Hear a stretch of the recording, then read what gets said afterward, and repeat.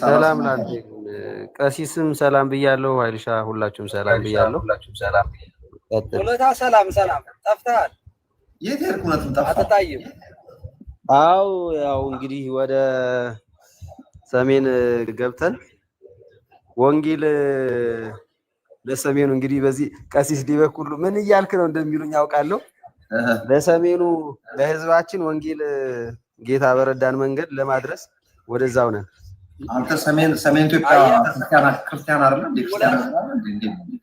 ክርስቲያን ሁለታ ምጥን ለእናቶቹ እያስተማረ ነው። ለእናቶቹ እያስተማራችሁ ነው ወይስ ምን እያደረጋችሁ ነው? ለአክሱም ወንጌል እየሰበከ ነው። ለአክሱም ሰዎችን በጌታ በኢየሱስ ክርስቶስ አምነው የዘላለም ህይወት እንዲያገኙ ወደ ነፍሳቸው እረኛ ወደ ክርስቶስ እንዲመለሱ እረፍት እንዲያገኙ እየነገርናቸው ነው። አክሱማውያን ያለበት እንደኔ ለሰሜኖቹ እንኳን ወንጌል መስበክ ይከብዳል። ወንጌል ሲሰበክ እንደዚህ ነው። ኦሬዲ መድኃኒዓለም ያምናሉ።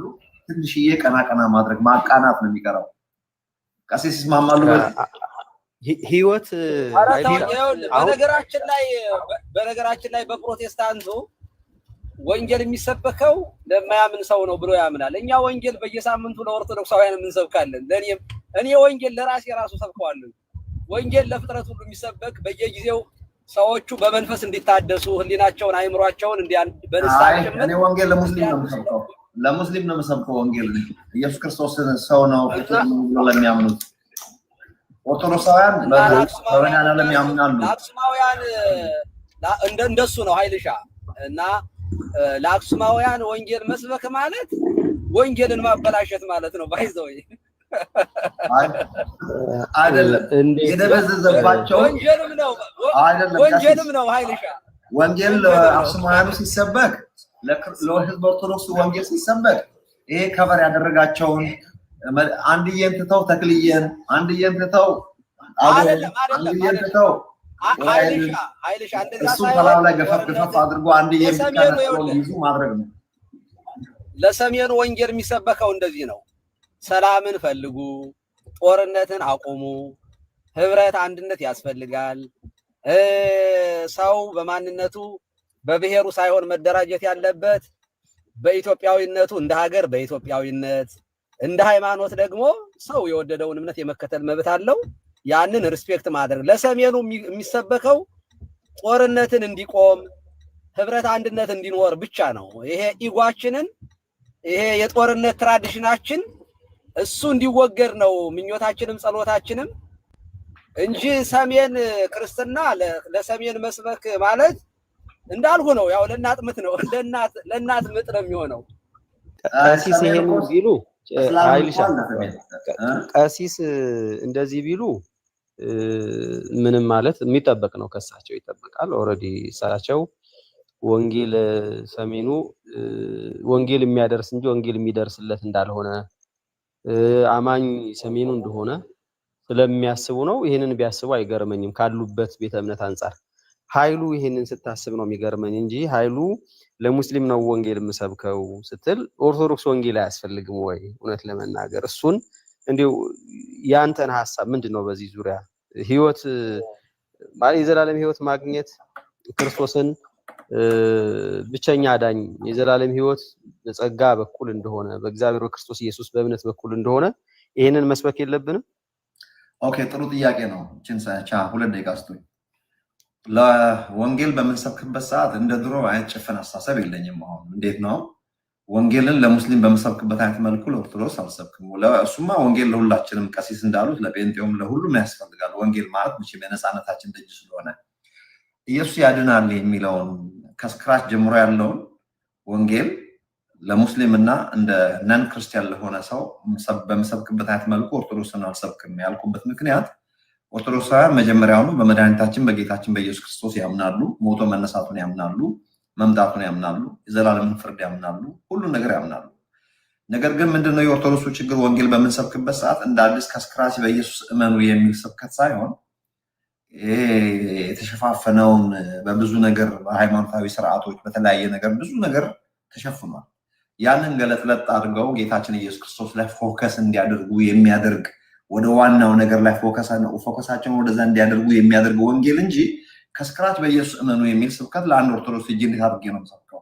ኦልሬዲ ኢየሱስ ክርስቶስን ያምናል እንደኔ ይወደዋል መድኃኒታችን ጌታችን ኢየሱስ ክርስቶስን። ግን ምንድነው አንዴ አማላጅ ያሉ አንዴ ሰኔ ጎልጎታውን አንዴ ድርሳኑን አንዴ ገድላቱን ከመጽሐፍ ቅዱስ እኩል በየዋህነት ነው ይሁሉ አንዴ ጊዮርጊስን አንዴ ተክልዬ አንዴ አቦዬ እነዚህን ሳልነካባቸው ከነዚህ ኢየሱስ ክርስቶስን ነጥዬ መድኃኔዓለም ክርስቶስ ብቻ ነው መስቀል የተሸከመላችሁ ሳልነካባቸው ያንን ነጥዬ ይሄንን የማሳየት በየዋህነት የማቅናት ጉዳይ እንጂ ኦርቶዶክስ ጋር ሲመጣ ፎከስ እንዲያደርጉ ነው እንጂ እንደ እስላምና በኢየሱስ እመን ብዬ አልሰብክም።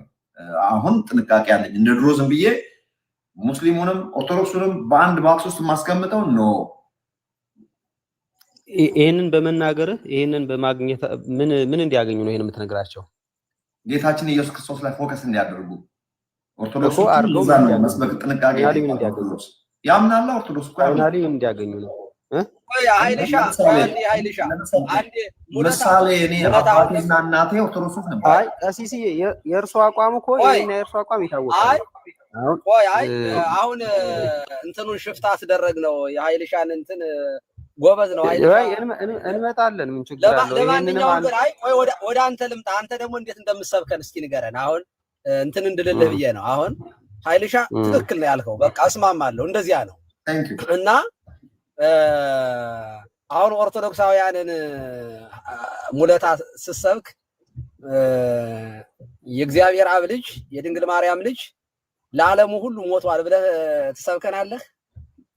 በቃ ጥሩ ነው። ቀሲስ እዛ ጋር ቆሙና ሙለታ ሲኦርቶዶክስ ሰፍ እንደነብሰው ለሙለታ ነው ሙስሊምና ለአንድ ኦርቶዶክስ ወንጌል ለመስበክ ሄደ።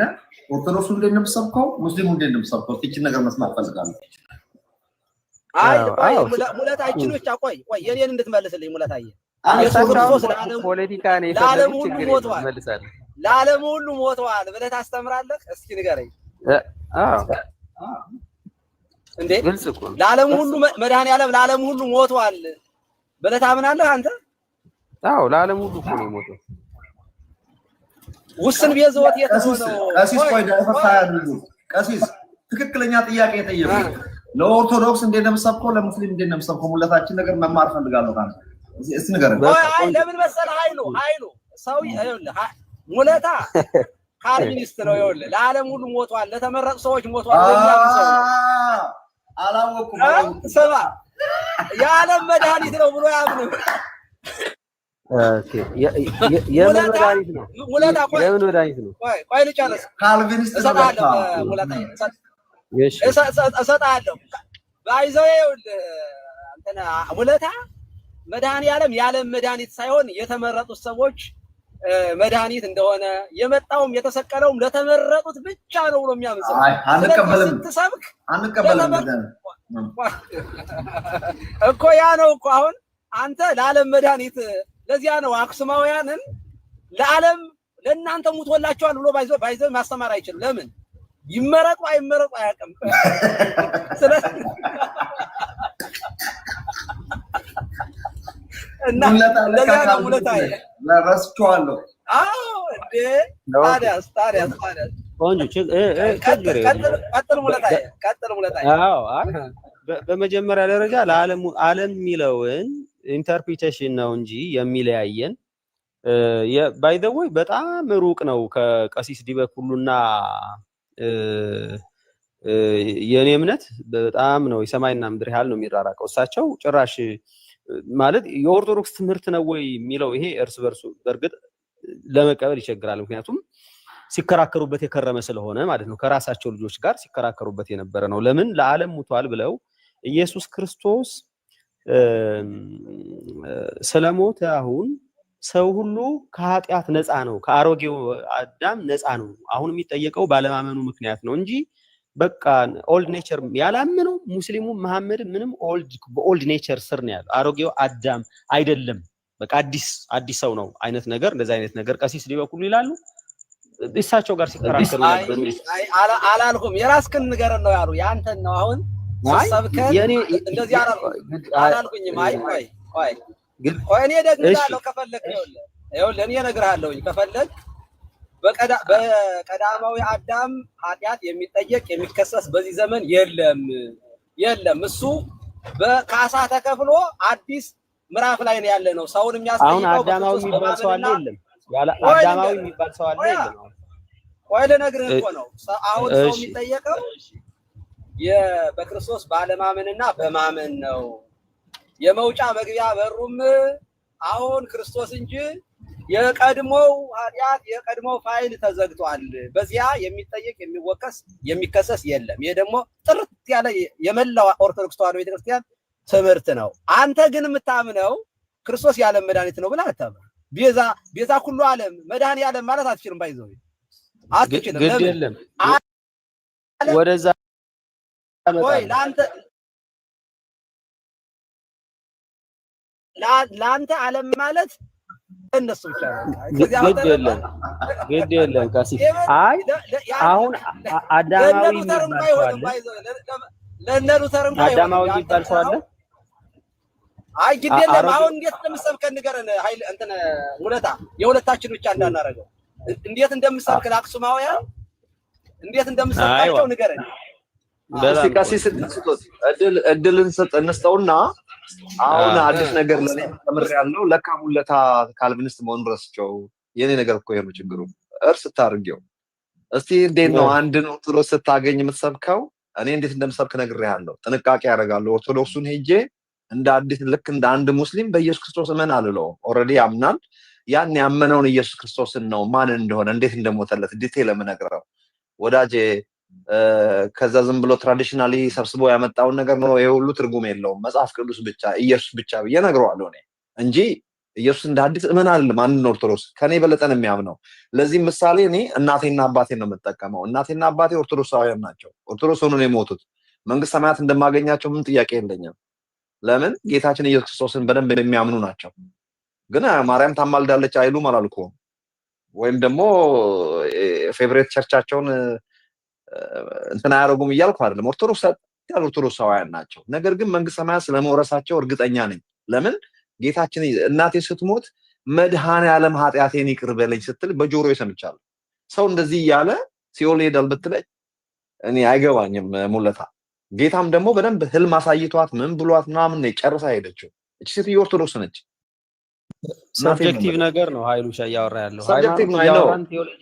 ግን አንተ ድሉ ሰጠው። ሰብጀክቲቭ ነገር አያቴ አክስቴ እሱ አይዋ በቃ አሁን እኛ ኦርቶዶክስን ነገረ መለኮት ምንድነው? ነገረ ድነታቸው አልቃልገባብን ተናገር። እሺ ስለዚህ ምንድነው እኛ ስለ ሰብጀክቲቭ ነገር አይደለም። አንድ ሰው ኦርቶዶክስ ሆኖ ትክክለኛ የሆነ መረዳት ሊኖረው ይችላል። አዎ ሊኖረው ይችላል። ምናልባትም የትክክለኛ መረዳቱ መግለጥ ከጀመረ ከቤተክርስቲያኒቱ ሊባረር ይችላል። ምንም ጥያቄ የለውም።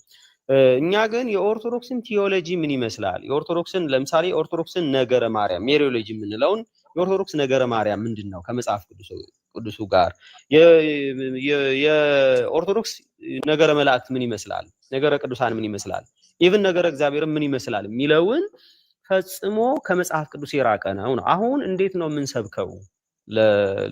ማለት ኦርቶዶክስ ለሆኑ ሰዎች ወይዘር ደቡብ ላይ ላሉ ኦርቶዶክስ ሊሆን ይችላል፣ ሰሜን ላይ ላሉ ኦርቶዶክስ አክሱም ላይ ላሉም ሊሆን ይችላል። ምን ብለን ነው የምንሰብከው ስንል ተፈሲ ማርያም መድኃኒት አዳም ወሔዋን የሚለውን ሰዓታት ላይ ያለውን አዳም የአዳምና የሔዋን መድኃኒት ናት ብሎ የሚያምን ማህበረሰብ ማርያም ለኃጢአተኞች ማለትም በሲኦል ለነበሩ ሰዎች ሙታለች ብሎ ለሚያምን ሰው ነው ማርያም አልሞተችም። ማርያም ማስረጃ አሳያለሁ። ቀሲስ አታቋርጥ። ማስረጃ አሳይ ካሉኝ ማስረጃ ቀሲስ እድል ስጡት። ማስረጃ አሳያለሁ አልኩ። ኦኬ አው አሳይ እድል ስጡት። እድል እንስጠው ይጨርስ በደንብ። ቆይ ቀሲስ ተራ እንስጠውና ከዛ በኋላ እርሶ ደግሞ በደንብ እኔ አሁን የሁለታችሁም ታወሩትን አይደለማ ማስረጃ በጣም ይሄን የሚያክል ለአዳም እርሶ እድል ስጡት። ምን ነው ፈሩ እርሶም እኮ ትንሽ ይያለ አሳየኝ። ማስረጃውን ግለት ማርያም ሞታለች። ማርያም መሞቷን አያምንም እንዴ? እርሶ ለአዳምና ለሔዋን ሞታ ድናለች እያለ ቆዩ። ያልኩትን በደንብ ይስሙ። በመጀመሪያ ደረጃ ሁለቱንም ማስረጃ አቀርባለሁ። ይኸውልዎት እያቋረጡኝ ነው እንጂ መጀመሪያ ምንድነው የሚለው እንደዚህ ይላል። መጀመሪያ ማለት ነው መጀመሪያ ተፈሲ ማርያም መድኃኒተ አዳም ወሔዋን ይላል ወይ? አዎ ይላል። ሰዓታት አውጥቼ አሳያለሁ በማስረጃ አውጣው።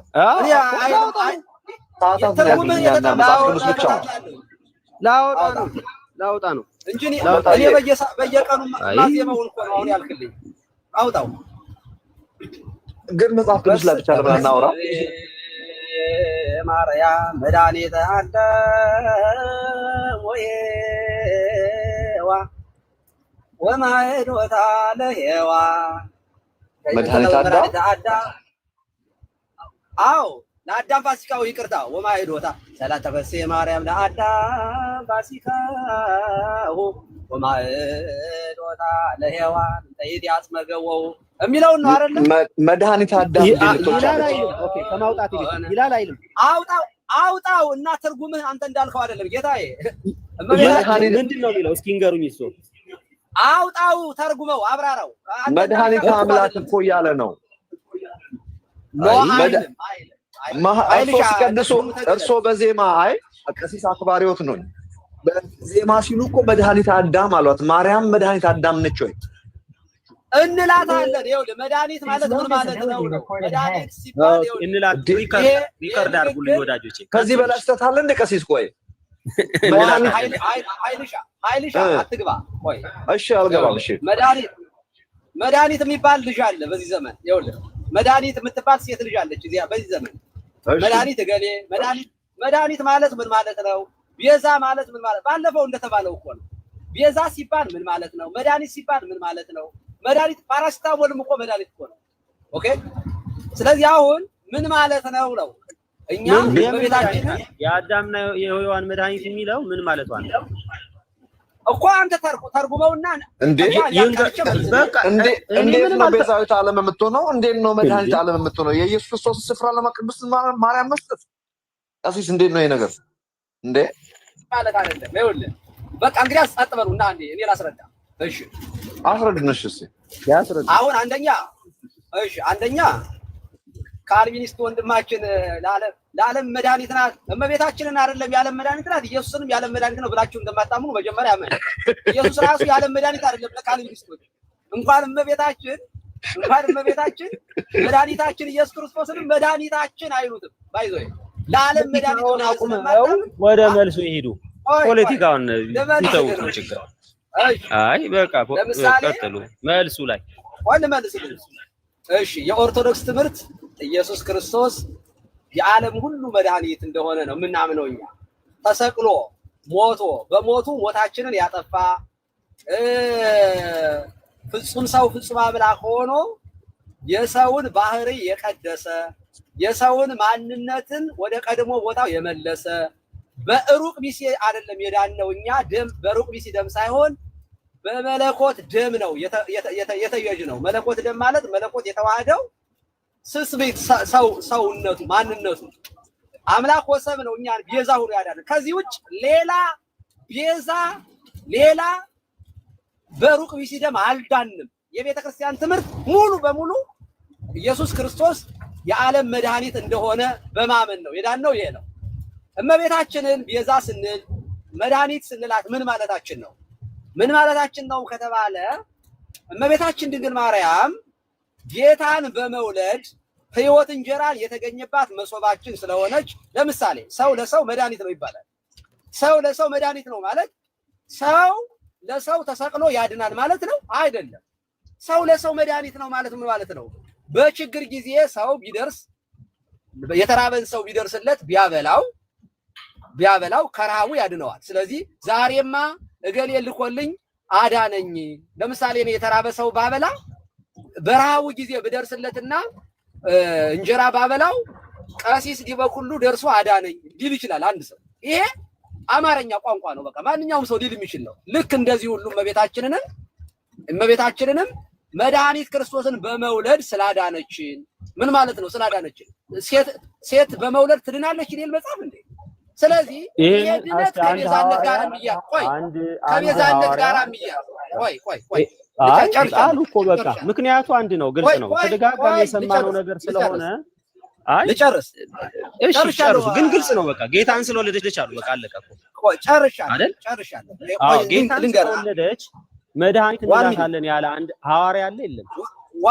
ጌታ ልነግርህ እኮ ማስረጃ አመጣልሃለሁ። ቆይ ግድልህ አሁን። ስለዚህ እኔ ታምሜ ሐኪም ቤት ልገባ ዶክተር ገሌ አዳነኝ እንደምለው ነው የፍጡራንን ማዳን። ያዕቆብ እንዳለው የታመመ ሰው ቢኖር ይጸልይለት ድውዩ ከደዌው ይፈወሳል ብሏል እና ከደዌው ይድናል ብሏል። ካህናት በጸሎታቸው የታመሙትን እንደሚያድኑ የሥጋ ፈውስ እንደሚሰጡ እንደዚህ ነው እንጂ እመቤታችን ከርሱ አንራቅ እስቲ ትንሽ እኮ ያንተ ሐዋርያ ሌላ አይደለም ይንገሩን። ይሄንን ያለ ማርያም ጌታ እንደወለደች ሙላታ መልስልኝ። አሁን ይሄን ሞታ ተሰቅላ ሞታ አድናናለች ይላሉ ብለሃል። ማስረጃ ቆይ እሱ አመጣልዎታለሁ። እሱ ሙታ ሰዎችን ለዛውም ከሲኦል እንዳወጣች አመጣልዎታለሁ። በዛ ምክንያት ተሰቅላ ሞታ አድናናለች የሚል አምጣልኝ። እኔ ስቅለት አላወራሁም። ሞቷ አልኩኝ። በቃ ሞቷ ማለት ሞቷ ነው። አረ ተሰቀል ሌላም ነገር ሆናም ይሁን አሁን እኮ ሙለታ ዛት ሄደ ቀሲስ እኮ እዚሁ እርሶም እኮ ቀሲስ with due or respect እርሶ እኮ እዚሁ ተሳሳቱ። ምንድን ያሉን በቅዳሴ በዜማ ሲነግሩን መድኃኒተ አዳም መድኃኒተ ዓለም ቤዛዊተ ዓለም። ይሄ እኮ ስህተት ነው። መድኃኒተ ዓለም እና መድኃኒተ ለአዳም ቤዛ የሆነው ኢየሱስ ክርስቶስ መድኃኒተ ዓለም ብቻ አይደለም እንዴ? ይሄ እኮ ስህተት ነው። ተሰቅላ ያለው እንዴ? ቆይ ላስረዳህ። እንግዲህ ተሰቅላ ባንጋላው እስኪ ማስረጃ ቪዲዮ ሪከርድ ተሰቅላ ያልኩት። ቆይ አንዴ ከማን ጋር ላውራ? ለኃይሉ ልመልስ ወይንስ ላንተ? መልስልኝ እስቲ። ኃይሉ መልስልኝ። ኃይልሻ ልመልስልህ። ይኸውልህ ኤራኒየስ የተባለ በመቶኛው በመጀመሪያው ክፍለ ዘመን ላይ ከነበሩት አባቶች ያውቀዋል። ምን አለ? ሞት በሔዋን ምክንያት መጣ። የድንግሊቱ ሔዋን ባለመታዘዝ ሞትን አመጣችብን አለ። ድንግሊቱ ሔዋን ያላት ለምንድን ነው? በገነት እያሉ አዳምና ሔዋን እንግዲህ ሔዋን ድንግል ናት ብለው ነው ኤራኒየስ የሚያምነው። ለምን? ከውድቀት በኋላ ነው አዳም ሔዋንን አወቃት ጸነሰችም የሚለው። ስለዚህ ከዚያ በፊት ስለዚህ ድንግሊቷ ሔዋን አለ ባለመታዘዝ የሰይጣንን የወደቀውን መልአክ ቃል ሰምታ ሞትን አመጣችና የሞታችን ሁሉ ምክንያት ሆነች አለ። የድንግሊቱ ማርያም ደግሞ አለ የሰማይ ያልወደቀውን ብርሃናዊው መልአክ የገብርኤልን ድምጽ ሰምታ እሺ ብላ በመታዘዟ አለ የሔዋንን ቋጠሮ ፈታችው። የሔዋንን አለመታዘዝ ቀለበሰችው። የሔዋንን ቋጠሮ ፈታችው። የሕይወትን ወለደች። ያቺ ሞትን አመጣች፣ ይችኛዋ ደግሞ ሕይወትን አስገኘች ይላል። ማን ነው ሕይወት? ክርስቶስ ነው። ስለዚህ እመቤታችንን ድንግል ማርያምን እስመ ወለድኪ ለነ መብልዐ ጽድቅ ዘበአማን እንላታለን። ኦ ማርያም በእንተ ዝናፈቅረኪ ወናቤኪ፣ ማርያም ወይ ስለዚህ እንወድሻለን እናከብርሻለን። ወናቤኪ ከፍ ከፍ እናደርግሻለን። ለምን? እስመ ወለድኪ ለነ መብልዐ ጽድቅ ዘበአማን፣ እውነተኛ የጽድቅ መብልንና ወስተ ሕይወት ዘበአማን እውነተኛ የሕይወት መጠጥ ክርስቶስን ወልደሽላልና ስለዚህ እንወድሻለን እናከብርሻለን እንላታለን። ለዚህ ነው አንድ ሐዋርያ ማርያም ጌታን መውለዷን ያውቃሉ። ከሐዋርያት መካከል ጌታን በመውለዷ ምክንያት መድኃኒት ትባላለች ብሎ ያለ አለ ወይ? እኛ የውሎት ከጅምሩ ቆይ መጀመሪያ ኃይሉሽ አንተ ሙለታ ለኃይሉ ነው የመለስኩለት። ኃይሉ መለስኩልህ። አዎ መልሰውልኛል። ይሄ አሁን ያሉት ነገር ችግር የለውም። ያለም ችግሩ ይሄ ነው። ችግሩ እዚህ ጋር አለ። ቋንቋው ግን ትክክል አይደለም። በትክክል ኢየሱስን ሪፕሌስ የሚያደርግ ቋንቋ መድኃኒተ ዓለማችን ኢየሱስ እምነት እኮ ማለት ባይዘ ቋንቋ አይደለም። እምነት ማለት በሰግድ ኢንቴንሽናሊ እምነት ነው ማተር የሚያደርግበት ኢንቴንሽን ነው ማተር የሚያደርገው። እኔ ስለዚህ ነው ቃሉን እንደ ቃሉ መቀመጡ አይደለም ማተር የሚያደርገው። ቃሉ የያዘው ቴዎሎጂካል እንትን ነው የሚመዘነው፣ እሱ ነው እሳቤው፣ እምነቱ ነው። ስለዚህ እኔ መድኃኒት ስላት እመቤቴን ልክ አንድ ሰው ልጁን እኮ መድኃኒቴ ሊላት ይችላል። ልጁን ወይም እና ሚስቱን በነገራችን ላይ ሔዋን ማለት እኮ የሔዋን ሁሉ እናት መድኃኒት እኮ ማለት ነው። በነገራችን ላይ የሔዋን እናት ማለት ነው ሔዋን ማለት። ስለዚህ ይሄ ማተር አያደርግም። ሳራ ጌታዬ የምትለው አብርሃምን እንደ ጌታ ማለት ፈጣሪ እያለችው አይደለም። አብርሃምን ጌታዬ ትለዋለች። ቃሉ ጌታንም ጌታዬ እንለዋለን። አብርሃምንም ጌታዬ የምንለው የምንልበት ፈጣሪ ነው ማለታችን አይደለም። እሱ አይደለም ቃሉ ይሄኛው ሎርድ ማለት ማስተር ማለት ሰር ማለት ሶስቱ የተለያዩ ነገር። ሰው ማስተርም ሲል ጌታ እያለ ነው አማርኛው፣ ሰርም ሲልም ጌታ እያለ ነው፣ ሎርድም ሲልም ጌታ እያለ ነው። ይሄ የሚገናኝ ነገር አይደለም፣ አይገናኝም። ይሄ እርሶ የሰለጠነ አገር አንተ እንዳልከው አይደለም። እንግሊዘኛ ያወቁ ኃይልሻ አንተ እኮ አንተ ለማን ሙለታይ አንተ እኮ እኔ አንተ አሁን እመቤታችንን መድኃኒት እንድትላት ቤዛ እንድትላት አትጠብቅም። አንተ you are too far። ምክንያቱም ክርስቶስን ያለም ቤዛ ነው አትልም፣ ያለም መድኃኒት ነው ብለህ የማታምን ሰውዬ እመቤታችንን ይሄ ስትሮማን ፋላሲ አይስሩ። ቀሲስ አሁን አትልም ስላለ ሳይሆን እስኪ ትላንት ክርስቶስ ለዓለም ሞቷል ብለህ ታምናለህ? ሐሳቡን ሽፍት ቀድም አልኩት እኮ።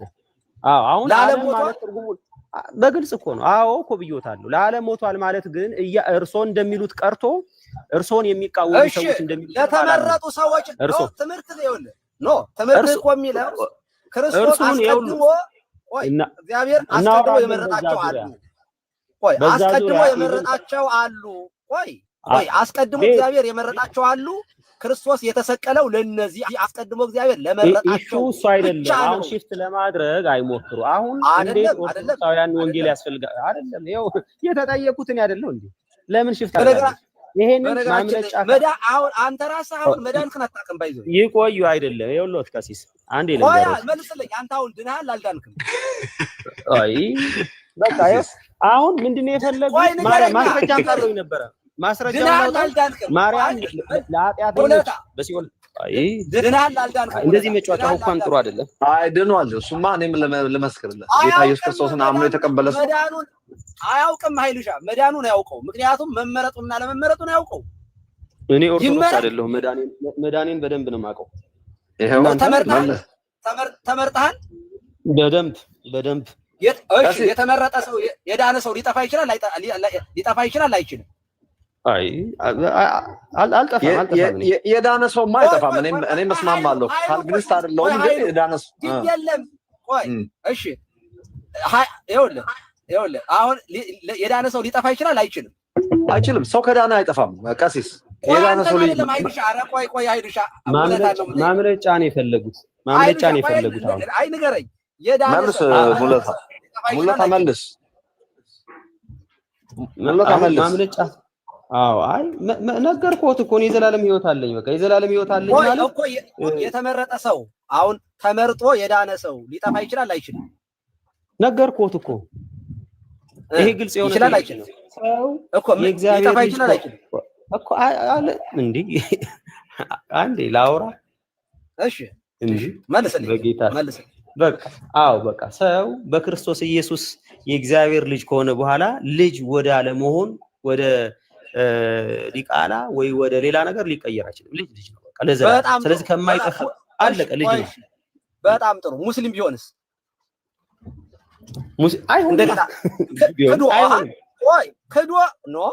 ክዶ ሙስሊም ሊሆን ይችላል።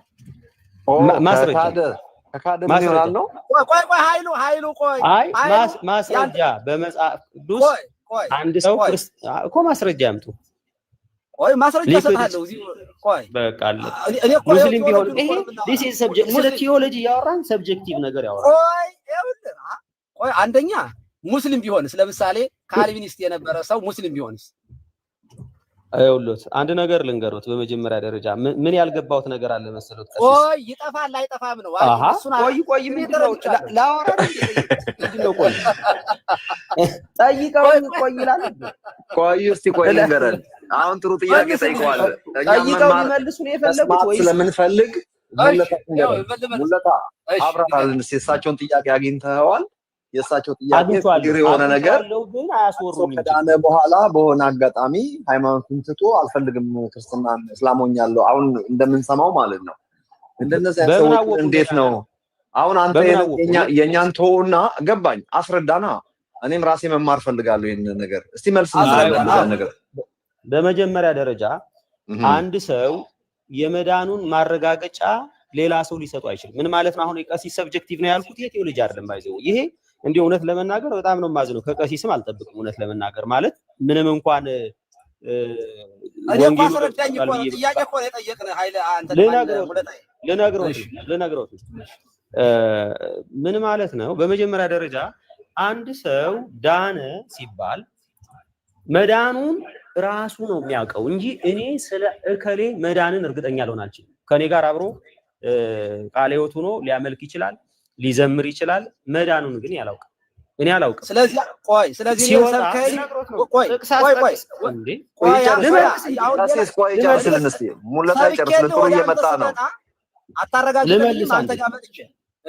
ቆይ ቀሲስ ይመልስልን። ጥሩ ነው፣ ጥሩ እየመጣ ነው። እሺ ልመልስ። አንድ ሰው መዳኑን በተመለከተ እሱ ያውቃል። እኛ መዳኑንም አለመዳኑንም ማረጋገጥ አንችልም። ነገር ግን የሆነ ጊዜ ከወጣ ምን ልንል እንችላለን? ከቤተ ክርስቲያን ከወጣ ከእግዚአብሔር ጉባኤ ከወጣ ምን ልንል እንችላለን? ይሄ አንደኛ ዮሐንስ ምዕራፍ 2 ከቁጥር 19 ጀምሮ እንዳለ ከኛ ዘንድ ወጡ ይልና ዳሩ ግን ከኛ ጋር ስላልነበሩ ከኛ ጋር ማለት ነበሩ ግን ከኛ ጋር በትክክል ስላልነበሩ ስላላመኑ ወጡ። ከኛ ጋር አለመሆናቸውን ይገለጽ ዘንድ ወጡ ብሎ በግልጽ አስቀመጠ። ምን እያልኩ ነው? ሐዋርያው ዮሐንስ አብረውት እያሉ ከሱ አማኞች እንደሆኑ ሊያስብ ይችላል። አማኞች አይደሉም ብሎ ግን ሊያውቅ አይችልም። ይሄንን የማወቅ ማንም ስልጣን የለውም። ባይዘው ስለዚህ አንተ አሁን መዳንክንና ለመዳንክን አይታወቅም። አልሰሙኝም። አዩ እኔ ቀሲስ አላዳመጡትም። እሱማ ራሱን ያውቃል። አይደለም ቀሲስ አላዳመጡትም እያለ ያለው ልድገመው። እኔ ሙለታ ያለው አዳምጡኝ ሁላችሁም እዚህ ጋር። አንድ ሰው ለምሳሌ ቸርች ውስጥ ሁላችንም አብረን እናመልካለን። ኳየርም ፓስተርም ሊሆን ይችላል። ሁላችንም አብረን ማምለካችንን ብቻ ነው የምናውቀው። መዳናችንን ግን ግለሰቡና እግዚአብሔር ብቻ ናቸው የሚያውቁት። ድኛለሁ ብሎ ያምኛለሁ ብሎ መቆይ ግለሰቡ እኮ ያውቃል እያለ እኮ ነው። ግለሰቡ ያውቃል እያለ ነው።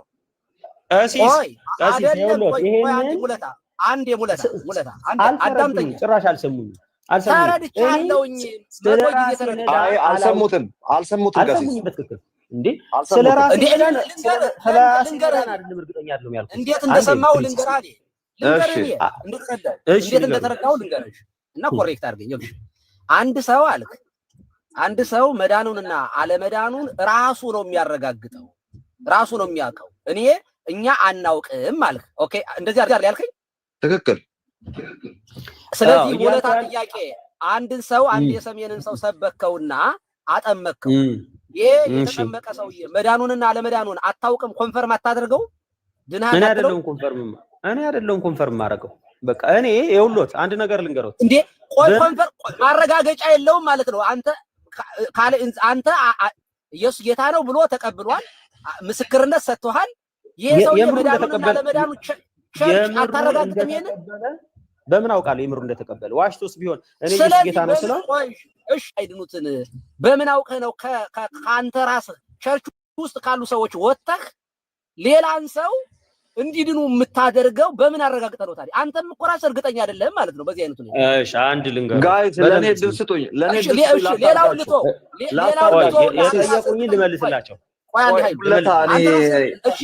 በአንተ ቦታ ሆኜ ልመልስላቸው። እኔ አንተን ስለተረዳሁ እኔ አንተን አባባል ስለምጋራው ቀሲስ ላዳምጡ አልፈለጉምና እኔ አንተን ፋንታ ሆኜ ለቀሲስ ጣልቃ ይግቡብንና እስቲ አንድ ደቂቃ ብቻ፣ ከዛ በኋላ እርሶ ደግሞ ይነግሩናል። እንዲህ ነው ሙለታ ያለው ልንገሮት ፕሊስ። እንደ 2 ደቂቃ ብቻ እንዳያቋርጡኝ እለቅሎታለሁ። ሙለታ እያለ ያለው ምንድነው? ስለ አንድ ሰው መዳንና አለመዳን ግለሰቡና እግዚአብሔር ብቻ ናቸው የሚያውቁት። እኛ የምናውቀው ምንድነው? ኢየሱስ ጌታ ነው ብሎ በአብ በወልድ በመንፈስ ቅዱስ የሚያምነውን ሰውዬ ወንድም ብለን እንቀበለዋለን። ነገር ግን እስከ መጨረሻ የሚጸና ይድናል። መጨረሻ ላይ አንድ ቀን ወጥቶ ቢሄድና ሙስሊም ቢሆን ወይም ደግሞ ክጃለው ቢል መጀመሪያውኑ ስላልዳነ ነው። ይሄን ሜጀርመንቱን እግዚአብሔርና ግለሰቡ ብቻ ናቸው የሚያውቁት። ለምን እንደመጣና ስለ ግለሰቡ ግን ስለ ራሳችን ግን እናውቃለን። ሙለታ አሁን ስለ ራሱ ያውቃል፣ ስለ ሌላ ሰው አያውቅም። እሱ ሙለታ ድኗል በትክክል። ሌላው ግን ተነስቶ አንድ ቀን ሙስሊም ሆኛለሁ ሻሃዳ ይዞ ሙስሊም ይዞ ቢወጣ መጀመሪያውኑ ስላልዳነ ነው። ከዳነ በኋላ ሳይሆን የጠፋው መጀመሪያው ቸርች አካባቢ ወይ ሴት ፈልጎ ሊሆን ይችላል የመጣው፣ ወይ የሆነች ቆንጆ ልጅ ተከትሎ ኳየር ስለሆነች አታገባኝም ብሎ ሊሆን ይችላል የመጣው። ቆይ ልጨርስልዎት። ቄስ ቀሲስ ለምሳሌ አክሱማውያን ደግሞ ልጨርስ ትሰጡታለሁ። ከዛ በኋላ አክሱማውያንን ደግሞ ሄዶ እንዴት ነው እነሱንስ የምታውቀው ላሉት ነገር እንደዚህ ነው ጉዳዩ። እሱ እውነት ቅንነት ካለ እነዚህ ኦርቶዶክሳውያን ጋር ሄዶ ወንጌል በሚሰብክበት ሰዓት አንድ ሰው ኦርቶዶክሳውያን ቀደም ይሄ ማርያም ለአዳም ቤዛ ነች እንዲህ የሚል በጣም ከመጽሐፍ ቅዱስ የተራራቀ ነገር አንዴ ገብርኤል ይላሉ፣ አንዴ ሚካኤል ይላሉ፣ ጊዮርጊስ ይላሉ፣ የማይጠሩት ነገር የለም። ኢየሱስን ግን ያምናሉ። አያምኑም አላልኩም። ስለዚህ ለእነዚህ ሰዎች ወንጌል በሚሰብክበት ሰዓት እባካችሁን ነጠል አድርጋችሁ ኢየሱስ ብቻ ነው የሚያድነው፣ ይሄን ሁሉ ወደ ጎን ተዉ፣ ግድ የለም ኢየሱስ ላይ ፎከስ አድርጉ የሚል ወንጌል ይሰብካል። ይሄ ቀላል ነገር እኮ ነው። በጣም በምን ታውቃለህ ለሚለው ነገር ዲቴል ውስጥ ገብቶ አንተ ድናል አንተ አልዳንክም ለማለት ሳይሆን በደፈናው ነው የሚሰብከው ወንጌል። ሙስሊም ጋር ሄዶ ሲሰብክ ግን በደፈናው ሁላችሁም አልዳናችሁም ወደ ጌታ ነው ይላል። ኦርቶዶክስ ጋር ሲታገል እኔ እንደሙለት አልሰብክም። ኦርቶዶክስ ጋር ስመጣ መድኃኒዓለምን ታምናላችሁ፣ እባካችሁ ነጥላችሁ መድኃኒዓለም ላይ ፎከስ በማድረግ ዳግም ተወለዱ። ታምናላችሁ ግን አልተቀበላችሁትም። ብትቀበሉ ኖሮ ኢየሱስን የሚካኤል እኩያ አታረጉትም፣ የገብርኤል እኩያ አታረጉትም፣ የተክልዬ እኩያ አታረጉትም። ንስሐ ግቡ ብዬ ወንጌል ሰብካለሁ። በዚህ ግን ኦርቶዶክስን ግን እንደ ሙስሊም አልቆጥርም። ይሄ ነው እኔ ሙለታ ከሆነ አሁን ደግሞ የኔ ነው። እሺ አይቆራ የኔ ነው። አሁን ደግሞ እኔን አዳምጡ ይበደም። እኔ አሁን ኃይልሻ አንተ ያልከውን ከሙለታ ጋርም ከሌሎች ጋር ብዙ ቀን ስላወራ ነው እኔ በፍጹም ሚስ አንደርስታንድ አላረኩትም። ሲጀመር አሁን ይኸውላችሁ አንደኛ መረዳት ያለባችሁ ከታች ያላችሁ ሰዎች በካልቪኒስት አስተምሮ አንድ ሰው መዳኑንና ለመዳኑን ወስዷችሁ ሰብኳችሁ አጥምቋችሁ እንኳን መዳናችሁን ቸርቿ አታረጋግጥም። ማረጋገጫ የላትም። ምንም አይነት በቃ ምንም አይነት ማለት ነው። አንደኛው ይሄ ነው። እሺ አንደኛው ይሄን በጣም አደገኛ ነገር ነው። ባይዘው ቆይ ማስረጃ እስኪያምጡ።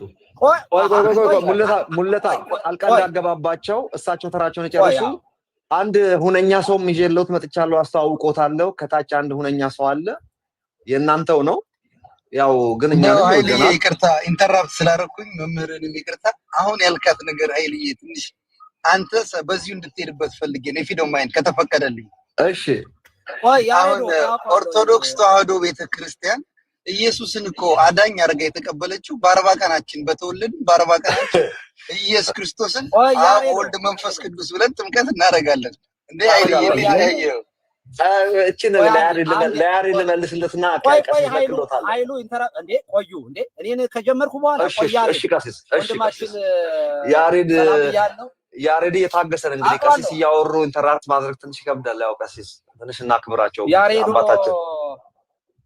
ያሬዶ የወንድማችን ነፍሱን ይማረ የማንዲንጓ ፈወርቅ ወንድም ነው፣ አውቀዋለሁኝ። ተወዳጅ ወንድማችን ነው። ግድ የለም እመልሳለሁኝ እኔ እና ወደ አሁን በምንም አይነት በጣም በሚገርም ሁኔታ ቸርች የክርስቶስ አካል የሆነች ቸርች ያመነ የተጠመቀ ይድናል ብላ አጥምቃው እንኳን ከክርስቶስ ጋር ህብረት ማድረጉን እርግጠኛ አይደለችም ቸርች። ምክንያቱም ግለሰብ ብቻው ነው የሚያውቀው ብሏል። ኦኬ አሁን ወደ ግለሰብ ላዞረው ነው። ሙለታ አንተ ራስህ መዳንህን እርግጠኛ ነህ ያልሁ ለዚያ ነበረ ቅድም። ኦኬ አንተ ራስህ ድኛለሁ አልክ። ነገ ሙስሊም ብትሆን ከመጀመሪያው አልዳንክም ነበር ማለት ነው። አሁን በዚህ ሰዓት ላይ አልዳንክም ነበር ማለት ነው። ለምንድን ነው የሚሆነው? አልገባኝም። ለምንድን ነው ሙስሊም የሚሆነው? አይ ቢክድ ማንኛውም ሰው ሊክድ እኮ ይችላል። ይሄ እኮ የታወቀ ነገር እኮ ነው። ብዙ ሰዎች ክርስቲያን የነበሩ ፓጋን የሆኑ በጣም ብዙ አሉ። ባይዘው ይሄ በሰዋች ዓለም ላይ ያለ ነገር ነው። ክርስቲያን የነበሩ ማለት በርሶ ድነው የነበሩ ማለት ወት ነው። ለምሳሌ እኔ ራሴ ልንገርህ፣ እኔ አሁን ድነው የነበሩ ማለት ወት ነው ወይ?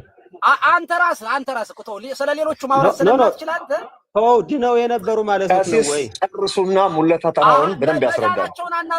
መዳናቸውን እኮ አላውቅም ብለሃል። በቃ አታውቅም።